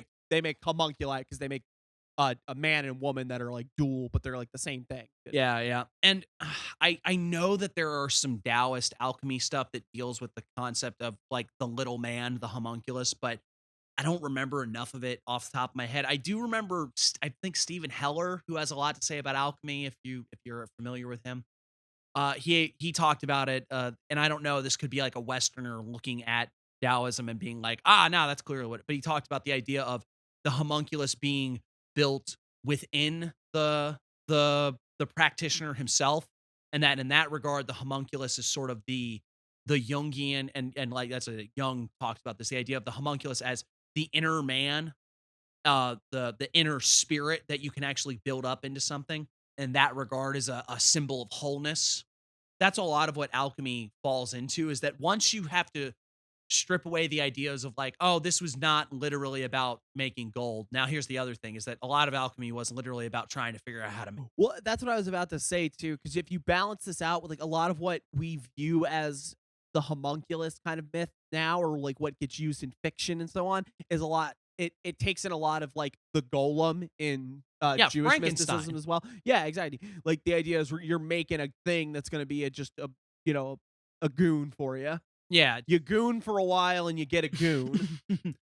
But instead, it seems that the historical context of it was that this was a almost like a little spirit guide in your pocket, or like a receptacle for magical or spiritual forces that you could conjure up through the modification of the birthing process. And that's something Aleister Crowley talked about. Yep, that's big old Crowley into there. Whether it's the notions of like, I know he's talked about like trying to birth a minotaur in a couple, like the Vision and the Voice mentions it. There's a couple things like the that. copulation of women with beast. Exactly. The copulation of the woman with the beast sort of thing, and creating Well, I'm fairly certain Crowley was one of those people that are like, oh yeah, dude, like, you go over to India, they'll have sex with monkeys and you'll see the monkey man boys. he literally says that as an example, as like, right, yeah, that's they're- what, like, it's- Crowley's on that sort of level. yeah. But he's very interested in the idea of, well, again, everyone who knows Aleister Crowley knows his bag of sex magic anyway, so you shouldn't be surprised that like one of those avenues would be like, how do I like have sex with something and then make a little dude out of it? Make a little guy. A little guy. I want to Yeah. do what effectively is the same as making a woman pregnant, but without. Well, actually, we talked about this earlier, because he wanted to make a goat mate with a lady. There we right, go. yeah. So there you go. Perfect example. Again, then if also- Crowley had the internet, he'd just been a furry. He would have been We were- arrested. Well, we were talking about this earlier, and it's just a quick aside, but there's like, how many people that just create like smut and weird shit like that all the time now online, and like that, like making hundreds of thousands of dollars by drawing like, fucked up weird shit. Like, check it out. Here's furry Abraham Lincoln fisting, I don't know, Rayman, shit like that. But like, people are perverts, so they pay the money for it. Like, but think about it, like less than 100 years ago, you were just an insane person. Oh, yeah, You're just yeah. a nut. Well, Crowley, there's like the very idea of like, I drew Crowley these being, like- pictures of people. Crowley very well could have been that guy that was just like paying absorbent amounts of money to people for to Sonic draw. the Hedgehog Yeah, for NFTs, his- yeah, essentially. Well, I was like, yeah, for like Now his go very ahead and roll that specific goat on niche its stomach, fetish. woman. Although I guess the irony is that thanks to the internet, I'm sure this stuff was always around. It's just in the face of the internet now you can see a lot more. It's like Crowley is very tame in some regards. Oh yeah, he's not really that crazy. Yeah. It's like, what, you have sex with men and women? How dare you? Get it in the butt? Oh my, that's sick. Slander. Oh boy, we're gonna have a fucking court case over this. We're bringing up Crowley here because we're starting off that the homunculus is a little dude that is when the practitioner takes himself on in the role of the demiurge, you can create this little dude that is going to either give you something or tell you something, like give you some kind of secret knowledge, or being used as a means for transmuting magical energies, that sort of thing, right? And that's really interesting. And I made the joke about it's like a Death Stranding baby, but it's like, man, that is actually a very good comparison metaphor. A modified non-human that still possesses some human characteristics that can be used to gain knowledge and power in a spiritual sense. So then we go, a couple hundred years later, when we, I guess, more or less realize that heating your splooge up into some beakers isn't actually going to make a person. So we realize that, and that's also the same time we realize that most of what worked in alchemy was getting spun off into a more hardline defined science of, chemistry and stuff like that. And then the stuff that is spooky woo-woo was getting spun off into subtle spiritual ideas. I mean, even like, Jung looking at alchemy as a spiritual process rather than really, it's like, it wasn't about making gold. This was about the inner perfection of and that's, again, it's dubious because there were definitely people doing alchemy. Edward Kelly definitely didn't get locked in a tower for saying, nah, bro. transformation. Yeah, exactly. He was telling these people that sort of thing. But Crowley wrote a article. What's the word you'd use for this? I don't know. It's a set of instructions, really. Yeah, it's sort an of essay describing the workings of the homunculus. And he does talk a little bit about what a homunculus is, how we define it, and what he describes as like something close enough to a homunculus for our purposes. Right. And do you want to take it from here? Well, how would you describe it? I don't think you hadn't read it before, right? I did read it when you sent it to me. Well, that's what I'm saying, but you hadn't read it before that? Mm-mm. What is your reaction to it? It's really just, it makes me think of the Moonchild thing. I mean, that's exactly what it is. If anyone Moonchild. read Moonchild, that is what Crowley's idea is. It's the idea of the conception of a human being in conjunction with a bunch of magical processes to sort of, as he describes it, bar a human. And that's I'll sidetrack it real quick.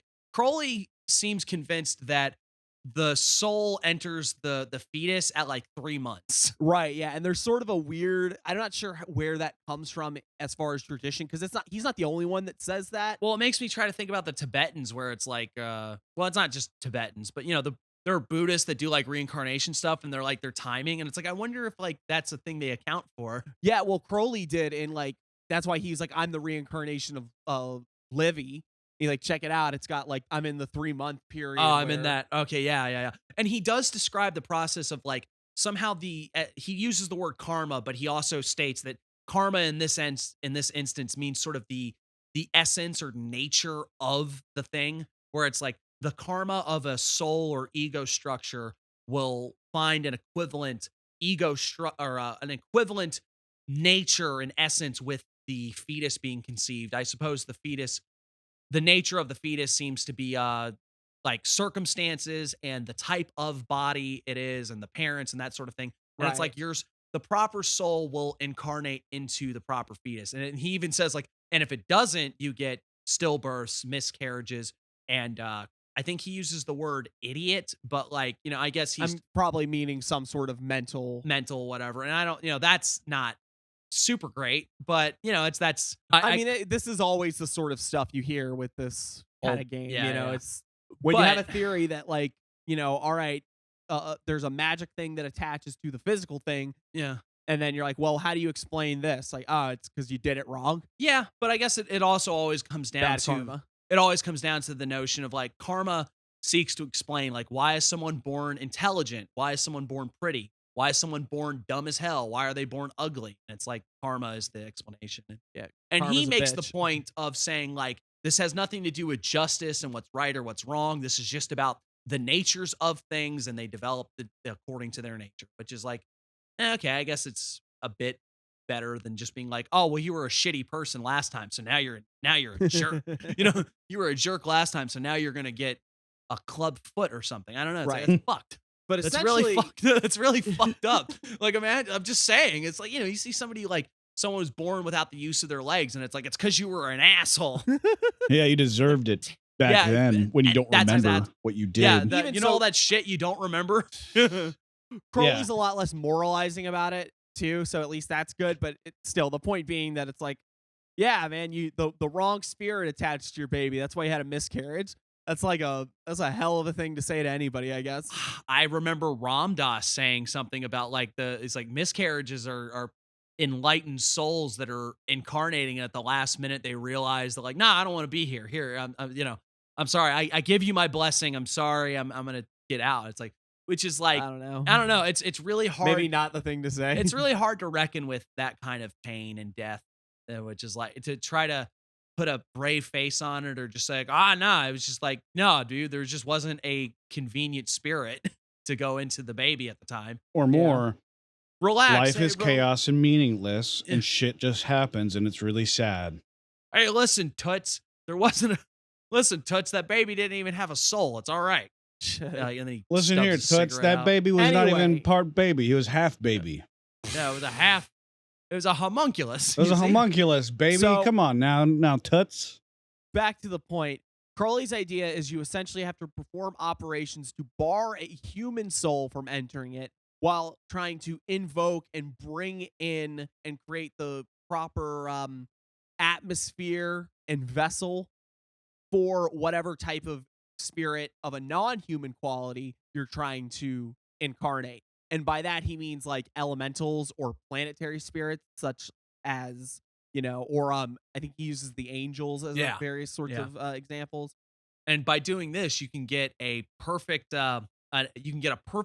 homunculoid incarnation of a human body with all of its wondrous qualities and abilities to do things like survive outside of a beaker, while at the same time embodying the spiritual forces of whatever desired sphere you'd want. Like if you want something that is good and like warlike and powerful and stuff like that, you invoke a Mars spirit, you invoke a martial quality into this baby. And then you're going to have like a little, I don't know, I guess you get like an action hero or something, or like a badass, like a Hannibal. I don't know. Not Hannibal, the fictional cannibal, the like Hannibal, like the general that rode elephants.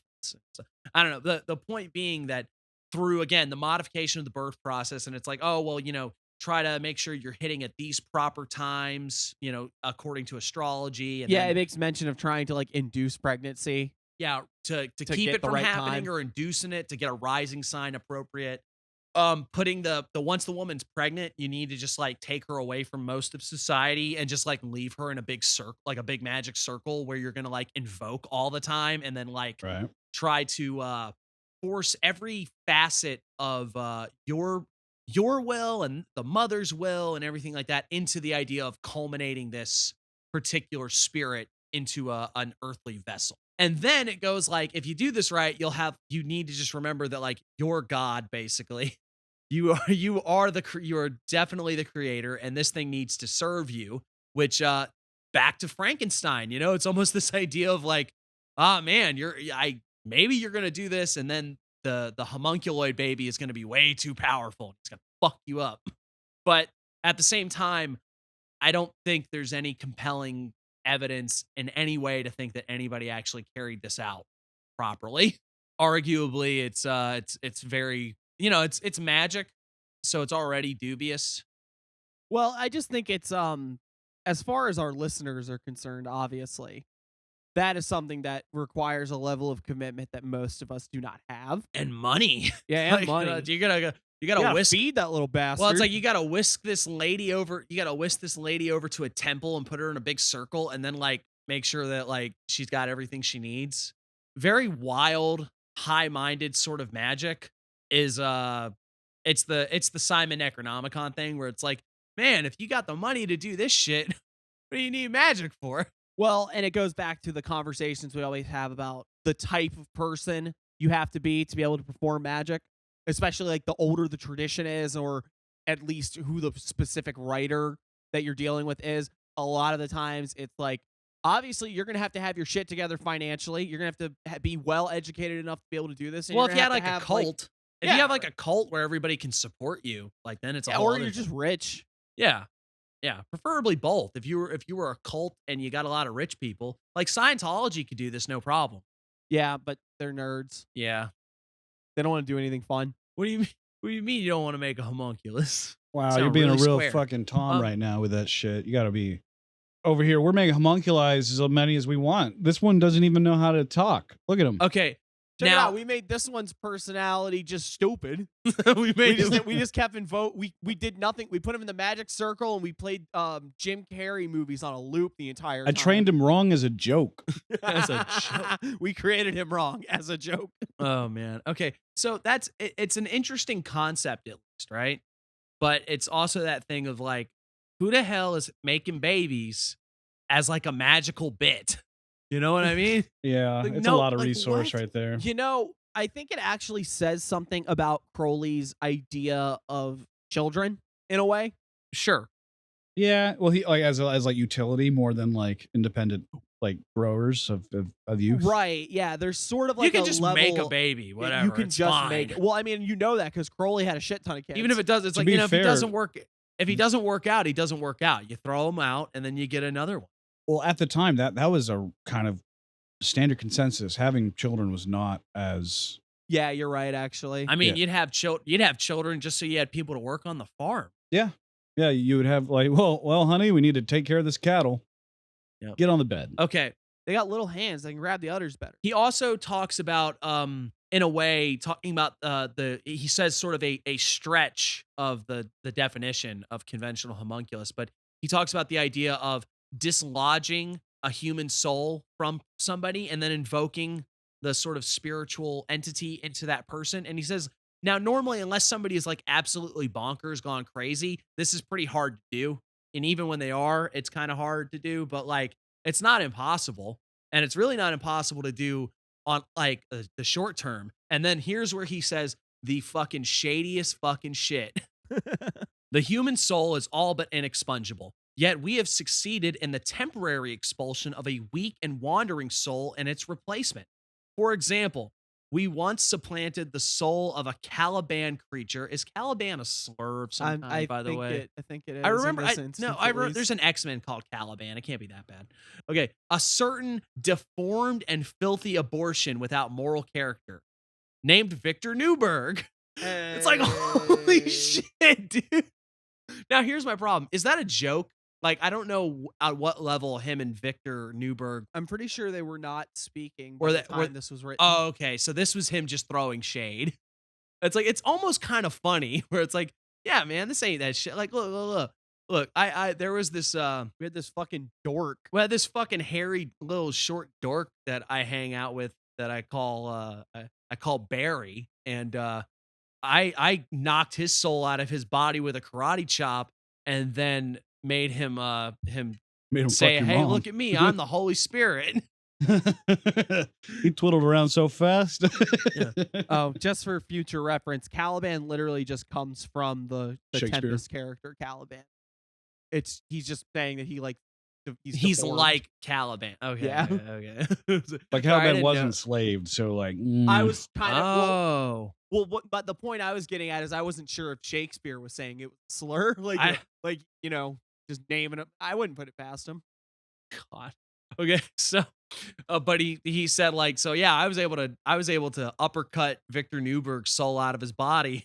Then, God damn, and then he goes, so that the quasi-human shape, not being a poet, did yet write verses goodly and great in praise of Isis. It's like shit. Dude.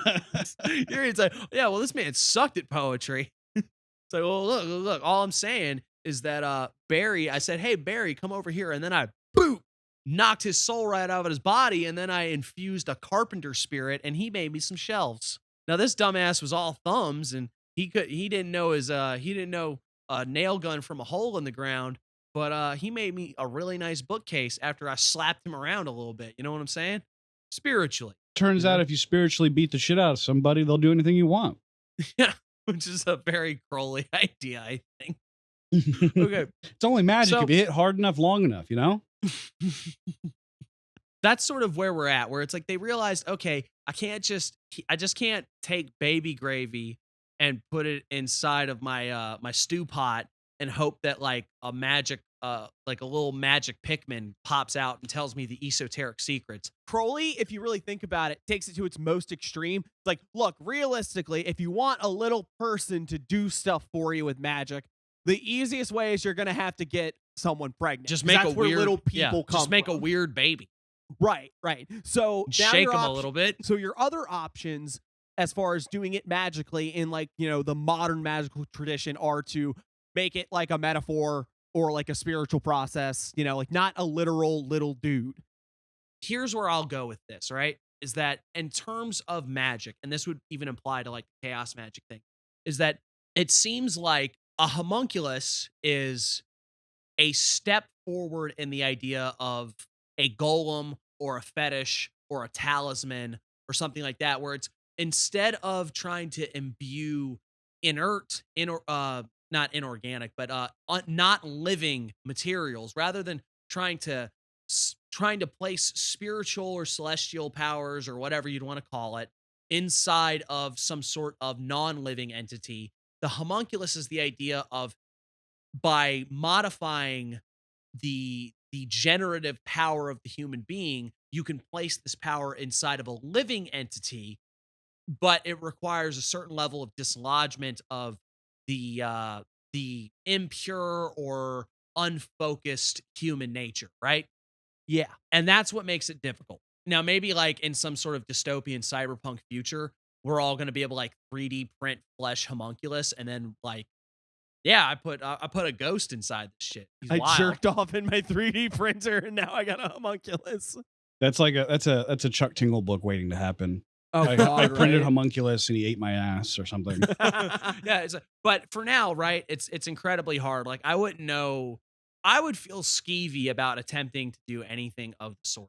Where it's like because I was even thinking about it. It's like what could you realistically do? And it's like I guess like you could get like a puppy, like maybe dislodge the ghost of a puppy.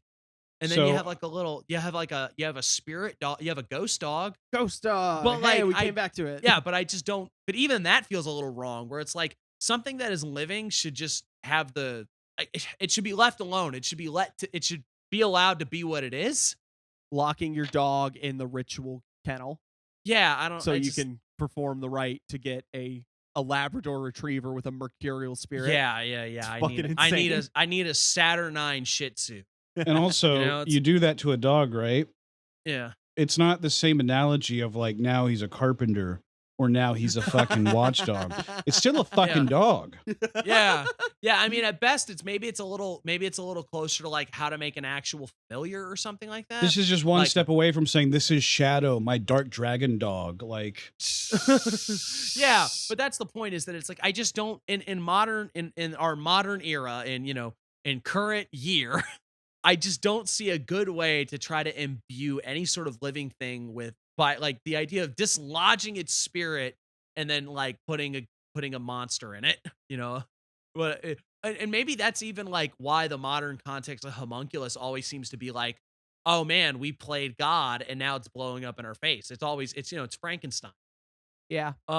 Or if it's anime, it's like it's Full Metal Alchemist. Yeah, Full Metal Alchemist. And that was the thing I was gonna get to is it's like, or like Ghost in the Shell. Yeah, well, I mean, Ghost in the Shell kind of works out. Like, the Tachikomas that develop like a spirit or ghost personality, whatever, over time. That's kind of neat. I like that. But that's sort of like, that goes into like, is AI sentient sort of thing. Oh, there's what it is. Yeah, AI that's what it is. It's the thing. man. So you need AI to is definitely the modern homunculus. Yeah, that's the modern homunculus. Well, and you think about it in a weird kind of way, right? We did the exact same thing. We told it has to live inside of a container, so we put it in a box. We take the essence of what we are, which as language creating beings. neuromancer, son. Yeah. We've given Oh, we've given it Minnesota material doesn't have a of the soul, plane it's that not it a doesn't person. exist. Yeah, It it's has a plane, but it's got those powers now. Oh, man. I set up my AI to be a General Patton. He's a martial spirit. Oh, man. Okay, great. Actually, yeah. Say there you go. the Now, coin but term here's the- actually in AI. here- Like there's lots of different. They're like, but people call them agents or they call them like stars of like the show. Like there's like terminology now for these kind of things. Oh, actually, okay. Now, the only reason that doesn't work though is Or because actors, I mean, not star of still the show. still not living. A rope, it's still non-living materials that have yet to cross that threshold. It's like, I hate to say it, a computer is still a box of like metal and silicone and stuff. You know what I mean? If My you, if you argument- imbue, Silicon. Check it out. All right, I'm gonna go some Alexander Dugan bullshit on you though, right? The Ah. black logos. Un cyborg. in the- cyborg. In the modern age where we view even the human subject as inert, it might be organic, but what's being organic? Nothing. It's just the ow, this hurts. Ow, that hurts. Ow, that God, hurts. you're inert, bro. Ow, fuck. Please stop. There's not even really. I can't even prove there's a person here. For the Yeah, audio I only know. listeners, Shut up. these I'm two not are agreeing with dragging this. each I'm other. just saying that this is by the the logic wieners. that gets you an AI. Stupid. Okay. It's like, 'cause Okay. if you didn't have the sense that even the material organic life is just ultimately material bullshit or physical bullshit, maybe was the word you want to use for it, that has no life unto itself, making an AI bot makes perfect sense. If not, you'd still be jerking off in the tube saying, I'm gonna get me a little man. I get it. Now, I am totally on board with this idea. Of Guys, like, he just beat the fuck out of me on mic. I was trying to slap your soul out of it, okay? I'm gonna uppercut your soul out of your body and invoke a spirit of a better host. Oh my I was God, gonna, it's I was gonna it's like get you on the Jimmy chair. Savile, come on. no. Oh no. No. Okay. No, so that would honestly, if somebody wanted to go forward with like, yeah, I want to make a homunculus, it's like, yeah, figure out a chatbot type deal. Yeah, and put it in Well- like one of those robot dogs from the 90s. And put Well, it let's in a get really robe. futuristic with it, or like even just like a couple of years from this point. But let's say we get to a point where our consciousness or our means to communicate with each other gets to a point of like visual mediums in our eyes, or like augmented Neuralink. reality exists. All of a sudden, these AIs that don't have any tangible evidence, or not evidence, but like physical, spiritual essences and stuff like that, are on a plane that we directly communicate with on a daily basis in our realm. Then they're straight up homunculuses. I mean, like, or even further. I mean, like they're gods and angels and stuff like that. In They're the- ghosts. in the sense of like we're all cyborgs now because our phones are just attached to us. As Pretty like, much. That's they kind of all- what I they mean. Is already- like we're well, getting that's what I'm closer to saying, them, though. and they're getting closer to us. In But- that sort of sense, we're already there. 'Cause, Yeah, like, I mean, now that I is- can't, now they're just like people because I can't even choose to avoid AI. Sometimes AI is seeking me out. Yeah. Sometimes AI is hired by the fucking Facebook group to say stupid shit under my post that I don't need to know. Yeah, Yep. absolutely. I mean, and that's sort of the thing that we touched on about like Haitian voodoo and the Matrix and neuromancer and stuff like that from a few episodes back. It's like there is this weird notion, like there these weird feelings of the stage of technology that we're at now is almost feeling like we're circling back to the gods and ghosts are all here again, you know? Yeah. Yeah. So there's that. So maybe there is room for the homunculus, the techno homunculus in the future. All that said, though, Now, here's the thing, right? We're talking about the potential of coyote, modern practitioner sort of thing, trying to be the leading edge of occultism, right? That's all really cool. That's all really great. Even and even to his, in defense of Crowley, it's like what he was doing at the time was something that he felt was feasible, made sense to him, and he wanted. I mean, to- I'm sure it's feasible to a certain class of people, and they might have done it. I Well, don't and fucking know. And it seemed like the proper avenue. Like now, like I said, now at this day and age, I think what we just said was the idea of maybe the techno homunculus is sort of the more viable idea. But at the time, it's like, yeah, modification, just sex magic, modification of the birth process. That is the homunculus, because we acknowledge that. What's another great metaphor? The splashing my weasel water into a Burger King skillet top is not how I am going to get a little dude to tell me the holy names of God, you know? So instead, what do we have? Smoked the Zaza and busted on her back. Shit dried and grew into a homunculus. That shit don't mean Shit shit, ain't to nothing me. to me, man. This shit ain't nothing to me, man. No, okay. But, and here's where I'm getting talk. This is the part 3. It's like, so we watched we've watched the degeneration, right?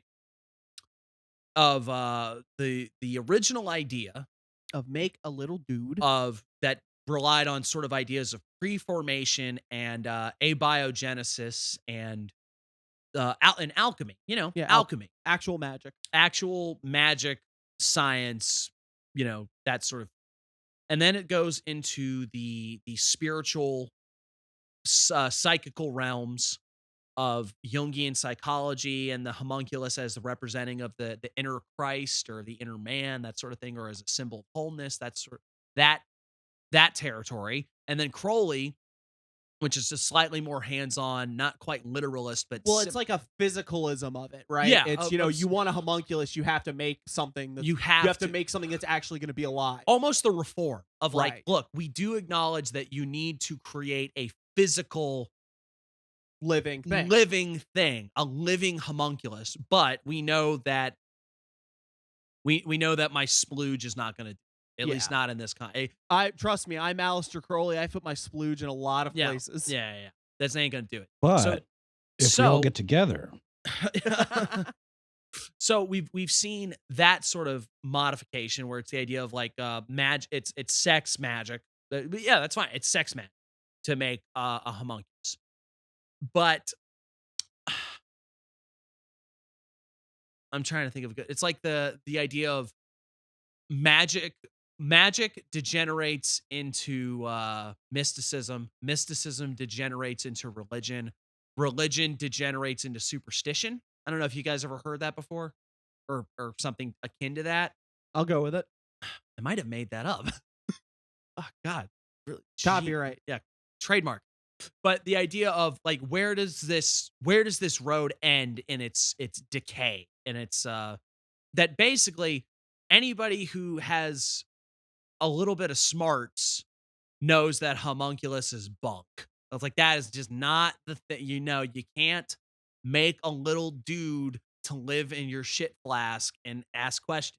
I mean, maybe not you. I'm built well, different. but at best, the homunculus is an interesting metaphor for different sort of magical, spiritual applications, sort of things. Or, who knows? Maybe if it's like Crowley, or maybe like I said, the dystopian 3D flesh ghost, whatever. But we know in the rationalist, materialist standpoint, that shit is bunk as hell, and it just doesn't work like that. yeah. So the only people that are still interested in it are 2 types of people: raving idiots and liars and con men, right? Of course. And that brings us to the Russian homunculus videos. For those of you who don't know, this was about 6-7 years ago. There was a series of videos from a Russian account that basically translated like how to make. It's like a very innocuous name, but the video, like the how to make, it's literally just centered around like making homunculus and like weird bacteria growth things, and like there was a couple videos about like reptiles and stuff like. So this is like very much like fringe science wackadoo stuff that is trying to entice people, and it's all played very straight. It's not like, this isn't a joke. This is all being played very serious. So even if it is supposed to be like more akin to ARG or unfiction, where it's like I'm trying to present this as real, even though it's a gag or it's an intentional act of fiction, it's being played very serious. Right. And what this guy does is basically he takes his own semen, puts it in a syringe, and injects it into a chicken egg. Oh yeah. I've seen these. So you Yeah, remember you these, remember yeah. them. So he puts them in a chicken egg, and then he wraps the chicken egg, or he puts the chicken egg in a plastic like Tupperware, and then puts it in a hat, like to keep it warm. Like putting it in your wool beanie is going to be enough heat. So the alchemists were just doing too much. It was too. You got to use a real low heat. Low heat over like 1,000 So years. it's a Like, real if you dry put it- heat. if you put you just got to put the homunculus egg in your toaster oven at like the lowest, just like the warm set. So basically, and then it would be like 10 days or something like that, and then he would crack the egg open, and it would be like these just horrific little fleshy gnarl monster things. Maybe about the size, like maybe like from your index finger to thumb in size, and it would be like weird black rotting shit, and then like this just something that looks akin to like what you might imagine like the beginning development of some sort of embryonic larval creature just inside of this egg, and they would move a little bit, but like you guys aren't fucking idiots. That this is claymation or some sort of animation, or there's strings attached to these things. It's like I can't explicitly say how he produced the effect of these things moving, but I can. How? Magic. Yeah, no, it's real. It's all realistic. But here's the thing, right? So what we've seen is that now it is the absolute decay of like, this is not a little person. These things don't look human. They definitely don't have like spiritual insights or anything. These are just like little flesh monsters, These are just sort of body horror looking little freaks. And he makes like 20 videos of these things, and they do like it's like he makes like a big batch of them, and he says something like, oh, well, like I made these in a hurry, so I don't think they worked right because I didn't make my semen with love or some shit like that, which is like, that's fucking weird, right? Yeah. Yeah. It's just like he makes one and it like spits at him and he crushes it with a book. And it's just sort of like, no, he crushes it with the Bible. No, I thought it was the Bible. The I went back and looked, and it's like, no, oh, that yeah, was right. that'd have been way funnier. Where it's like, oh no, demon, Satan. It's like, you made it. You made this, Daddy. But like Daddy. Yeah, but they don't talk. They don't look like, they don't have any. No, it's like fuck it. It looks exactly what when you say I put my sperm in a chicken egg. What it would look it's like. That's what it. Yeah. Yeah. Okay. So all of these things, like there are people like, oh well, there's like, even if there's like the tiniest sense that this is real, and I'm like, no, dude. If we figured out that like you could just put your sperm in random shit that was kind of like an egg and it would make like a creature, we'd have been talking about it for aeons. We'd have been talking about this for ages. That would undo like everything we well, fucking it would have. know. It would have. We would have figured it out way sooner, and it would have changed the course of human history as far as science and our understanding. We would have of had reproduction. Pokemon. Yeah, we would have had Pokemon. We would have had horrifying chicken egg Pokemon. Because it starts chicken egg, but then all of a sudden we're putting in ostrich eggs, we're putting in fucking lizard eggs, we're putting it in fucking jellyfish eggs, jellyfish human homunculi. Yeah, no, and that's the thing is like, so obviously these things are bunk. This is this not a funny haha, but like this is either, like I said, it's either this is either an art project, and as far as like they're saying that the person who made these videos died, but he, at the very least, he hasn't put anything up in like 6 years. So it's like, even if he's still alive, he's done with this. He's not doing it anymore. Well, and he's done more than just homunculus stuff. Yeah, like I said, there's weird fringe science stuff. There's also just videos of him like, hey, this is my fight club. And it's just like grown Russian men fighting each other. Wow. That's pretty fun. I missed that one. That's wild. Yeah. This seems like a cool dude. Okay. We should get him on. Yeah, absolutely. No, so here's the thing. Like, if it was just this one guy, it'd be one thing. But like, this seems to have sparked renewed interest in the fucking batshit craziness of like injecting DNA into a chicken egg, and like people basically I won't say competing, but like, people trying to muscle in on viral sensation of like, hey, I made something that looks kind of convincing. So wait, and are it's you like telling me there's just a bunch of TikToks of people like gluing on fucking eggs? Yeah, basically, yeah. That's the thing. It's like, it's just bizarre to think of like how this started as the idea of like you would create one of these things and it would be a vessel of spiritual purity that might be able to tell, and that you find a certain level of union with the creative force of the universe or the demiurge or God or whatever, and you would create life. And so a step along the way in your spiritual magical progression, right? And now this idea has degenerated into horror. It's horrific. It's in pop culture, homunculus are the Frankensteins waiting to betray us. And it's like that. Anytime humans create artificial life in fiction, it basically ends horribly. And then there's this where it's like almost like the most grounded attempt at being like, oh, well, like, what if I just do the old school, like put your sperm in something that's kind of like a womb, and then what do you get? It's like these gnarled little Cronenberg monsters, you know, that you smack with books and you put in fish tanks and stuff. And it's just, and the story, I feel like there might have been some kind of story that he was going to get to at the, like, as time, because one of them was growing and stuff like that. And it was like, oh, it's getting big. It's getting pretty big. But he just stopped uploading. So I don't know if it might be that he actually died, or maybe he was just like, I don't know where the fuck we're going. He lost the plot on his ARG is what happened. Yeah, basically. But also it's like now, because now you know that there are morons that like think that this is like there's enough people that are like, oh well, even if there's a chance that this is real, and it's like there's not there's not. Yeah, that's not. There's nothing. It's just you'd have better luck trying to make a potato come to life, you know? I've done that. Have you? Yeah. It's pretty cool. We'll talk about it later. Anyway, I found those videos, and it was one of those things where it really did make me pause and think like, this is a weird case of the sort of the degeneration of an idea over a couple hundred, like, what? It starts in the 15th century. So like over like 600 years, basically.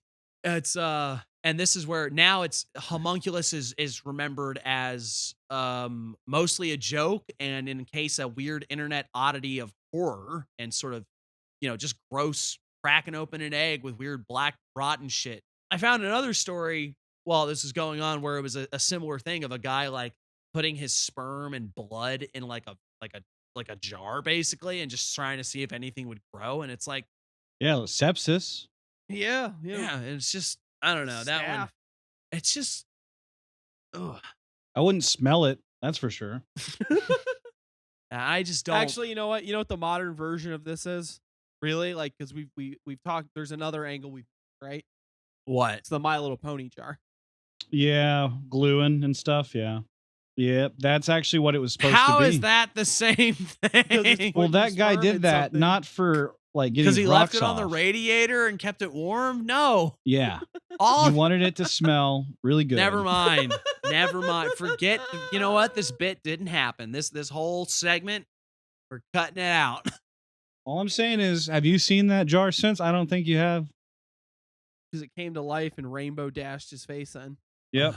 And that's a sexual act, is what that is. No, it wasn't, and you made it dirty, and I want you off the show. If we didn't have so many halfway decent thoughts during the Crowley and earlier bits, I would just say that this was I would legitimately scrap this. But there's just nothing to.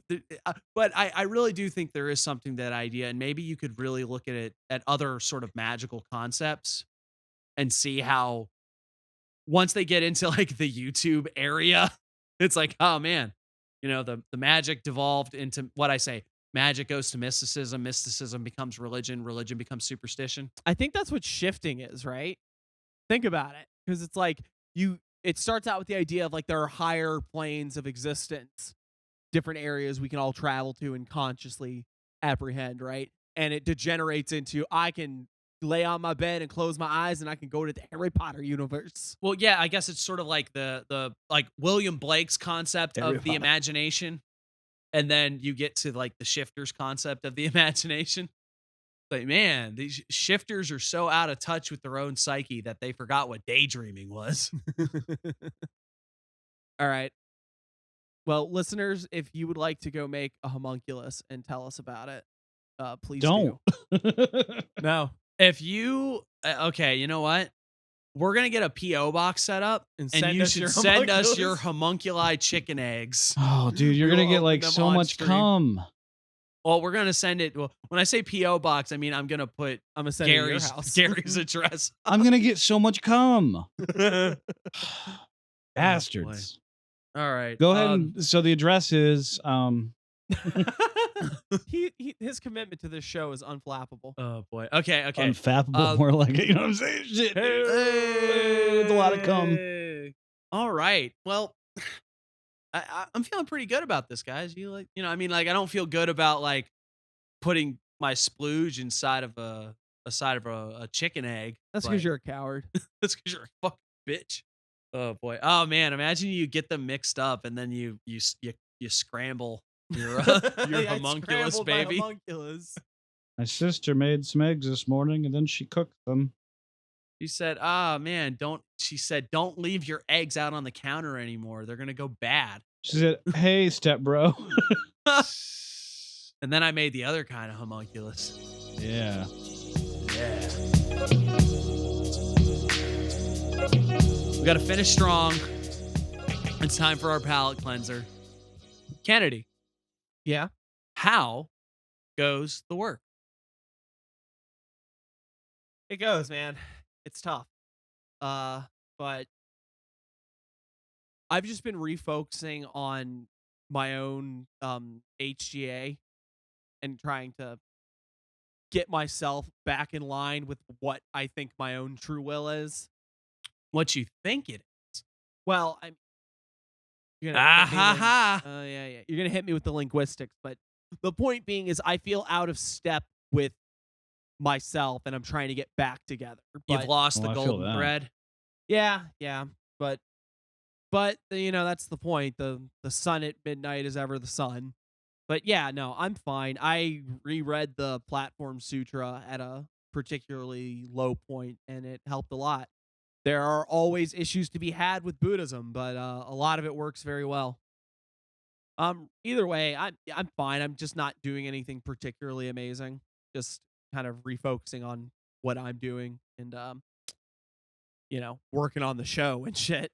That's been taking up a lot of my time, is trying to get a lot of fun stuff taken care of for everyone that listens, because Yeah. we love you.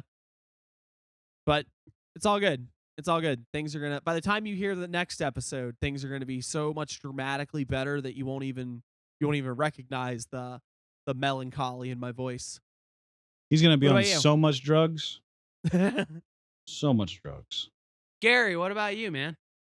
Well, spiritually and magically, I think I've been kind of delving in a little deeper with a few things. Additionally, my creative endeavors seem to be more pushed, or like I'm more. There's something in my head nowadays that seems to be kind of making things work a little bit better for me, and I think it has to do with my rituals of kind of things I've been kind of trying to put into practice a little bit more. Some stuff that you've kind of shown me, and some and stuff that Kennedy's working on for me that I'm going to be trying out here pretty soon. So, but yeah, no, I'm doing okay. I'm just also metamorphosis. I understand and feel the same thing of like just kind of resetting the watch almost, emotionally, physically, mentally, magically. And giving yourself the metaphysical tune-up. Yeah, I'm doing a little soul searching, listening to a little bit of R&B out there, you know. Yeah, I'm all right. I'm right now. I'm drawing this guy. He looks like John Travolta. I don't know why. Love it. Love I'll it. send you a picture of it. Please do. Please do. He's got like a smear on his titty. I didn't mean to do that, but it's there now. It's just there. Nothing to be done about it, is what it is. All right, and for me, I'll keep it pretty short. I kind of took a little vacation, Nice. pretty much right around the time that the last episode was coming out. And I told myself, well, I didn't say, like, I didn't just go, oh, hey, you're going to do this, but I did magic as sort of in a ritual context to set this intention of, this is going to be the medicine journey. This is going to be the thing that somehow propels me to a better place than where I was. Not that I was like miserable, but it was like something was definitely, I was Elevate. going through, I think, what you guys were doing. Something was definitely out of sorts with how I was approaching a lot of things. Short version, I detached myself from the physical, and I was like, I'm stepping into the realm of spirit. That's what this is about. And I basically just gave myself this opening to this little space to see all of the weird synchronicity things, and find all the signals in the noise. And it culminated with me going into the ocean for the first time in my adult. Oh, really? Like I had been on the beach, I've been on the beach when I was a kid and a couple times as a teenager, but like I'm not right by the ocean all that much. And it's mass. I had this moment where I like, how beaches are where it's like the dunes are built up and the sand and the beach actually sort of slopes down from there. So you're walking up these steps and I go and I look, and I just see ocean for every direct. It doesn't matter where I looked. I could not see the I ocean. love that. I love when that's I the got case. in there and it was this absolute, I won't describe all the details of it, but it was this absolutely enthralling experience. And it hasn't left me since. You know what I Oh mean? yeah, yeah. You're riding that And wave, this was baby, almost literally and figuratively. this was almost a month. It's still there. And I keep telling myself, it's like, well, obviously this has got to wear off, right? This has got to stop. Sort Like of. clearly, Sometimes. it's like, oh, clearly you just you went up, you're on the upswing, and then you're going to be down again, and the world's going to suck. But it's like, and it's not that I haven't had anything wrong. I haven't, I get agitated and frustrated, but I feel like something clicked. Yeah. Do you know what I mean? Like Absolutely. something happened, and this, I don't want to use words like initiation or whatever, but there was there was a threshold that got crossed here, and I'm still trying to figure out exactly what changed, but something flipped in me. Some switch got turned or something happened, and I'm in awe that when you're willing to let something go, when you're willing to surrender to something, the magic really can work, Something yeah. that you take as oh, well, this was just a couple days getting out from where I was. It wasn't like a grand spiritual quest or anything like that. I didn't go looking for the grail, but I set that intention with this ritual, and then it worked astonishingly well. So that was probably the big thing. Other than that, I've been doing some minor stuff. I'm just about done with the ritual section of Liber K, which is, it's pretty much since the show started. But I'm Nice. that once I've got one more section and then the high magic thing, which who knows how long that'll take. I told myself that if I can get through everything into the high magic, I can just let the high magic thing happen as it needs to. Yeah. Yeah. I guess that's it for me. It's like I've been doing stuff, trying to consort with certain entities and people that I mentioned the trickster spirit, whatever, that popped up. And the thing I was doing with the Zaragwin, a couple months back, that sort of stuff. A lot of that's bopping around, but mostly I think I'm getting to the core of where a lot of this stuff comes from. But anyway, I'll get rambling about that. But yeah, so that's what I've been working on, and I'm just happy to be here right now. To I give love the that. listeners something that's not both high-minded or sad, alternatively, because those seem to be the kind of areas we got in this last one. I've had the traveling bullshit sinks, as I've called them, for like the last 2 weeks, Is that where you where like I'm poop just a getting lot? 'Cause you've been- increasingly dumb synchronicities, Oh. and it's very dumb. Like it was I was doing or I was preparing to do a ritual, and the lights went out in the room, and then as I was getting myself back together, trying to figure out what the hell's going on, I found the remote because it was right next to me and I needed light, so I turned it on, and I was singing fucking The Joker by Steve Miller. Yeah. And when I turned the TV on, it was at one of those music channels, and it was The Joker by Steve Miller. That's awesome. And then after that, I was having a conversation with someone in the Discord, with Liz in the Discord, and they said something about Liz a is frog, and then a frog just showed up in my room. That was pretty interesting. I've had frogs in the mind constantly, actually. It's the season for them. They're out and about in my neighborhood, at least. I've got, I mean, if we were going to play the synchronicity game, it's like I could say some things about frogs, but I'll say one more silly one since we're talking about sinks, right? We were having some what's the word? We were having some commiserating drinking, and I got Jaeger. And for those of you who don't know or just don't think about it, Jaeger's got a big old deer on it. like a big, you know, it's Yeah, the, big stag. yeah, big stag with the cross between the antlers, that sort of thing. And I was thinking about the deer because that used to be a very pertinent symbol for me. So I was like, you know what? Here, I'm gonna put this, and I have this hat pin, and I put this hat pin on that is like, it looks almost like the Jägermeister. You know, it's like the big stag head with the antlers coming off, right? And I was like, I'm gonna wear this around with me today. You know, I'm gonna keep that energy.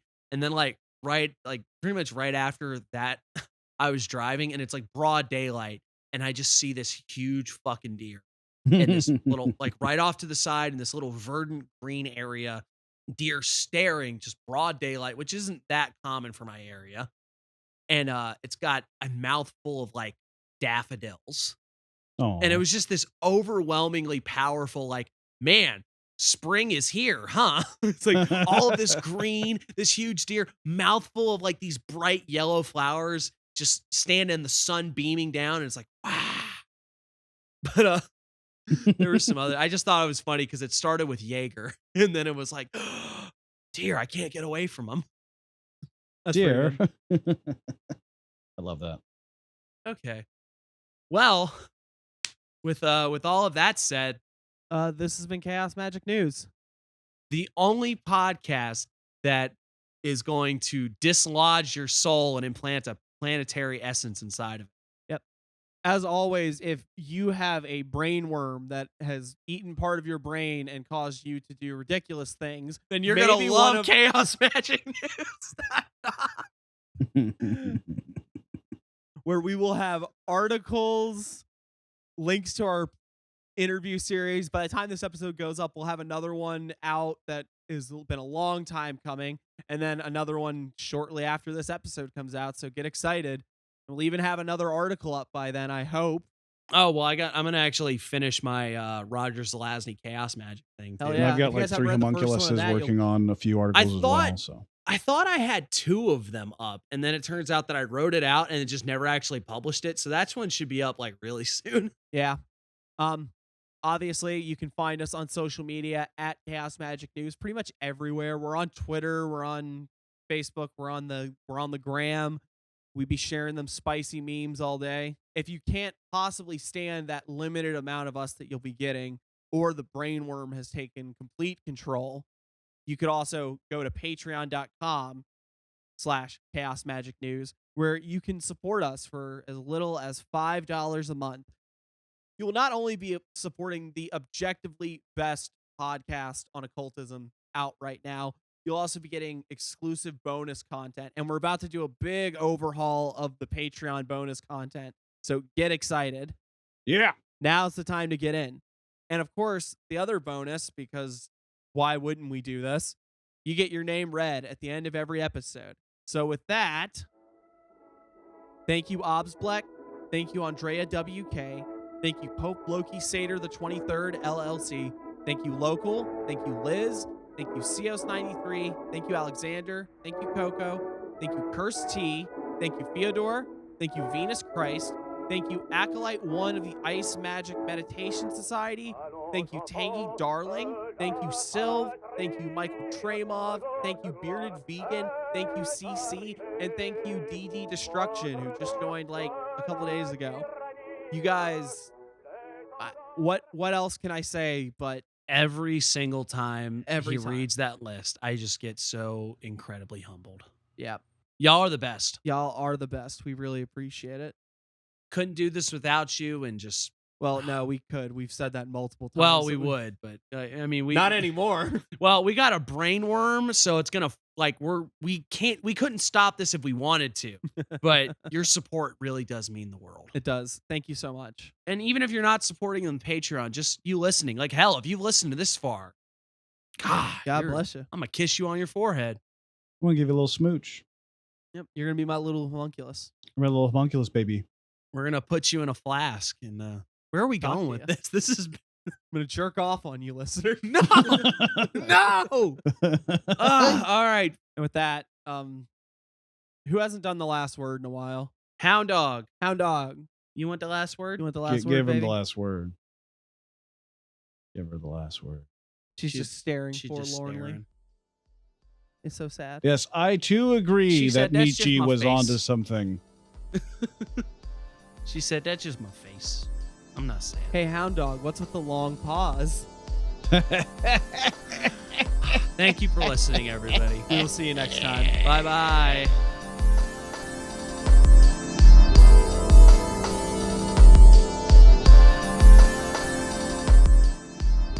Sometimes you play Frogger and sometimes Frogger plays you. You know what I mean, son? No, I don't. Sometimes I played played Frogger with a guy named Steve back in the day, and then he got Frogger too, and I never got to play it again. Y'all remember the Frogger game that was like an adventure game? Yeah, that's what I'm talking about. He had the one on PS2. Adventure, dude. What are you talking about? No, it is not. I'm not playing this game with you. Like there's not an adventure game if you go from one side of the screen to the other side What's of the an screen. adventure? That's not an adventure. Well, it is an game. adventure. I mean, I'm kind of with co-host on this one. An adventure is, by definition, going from one part of the screen to the end of the screen.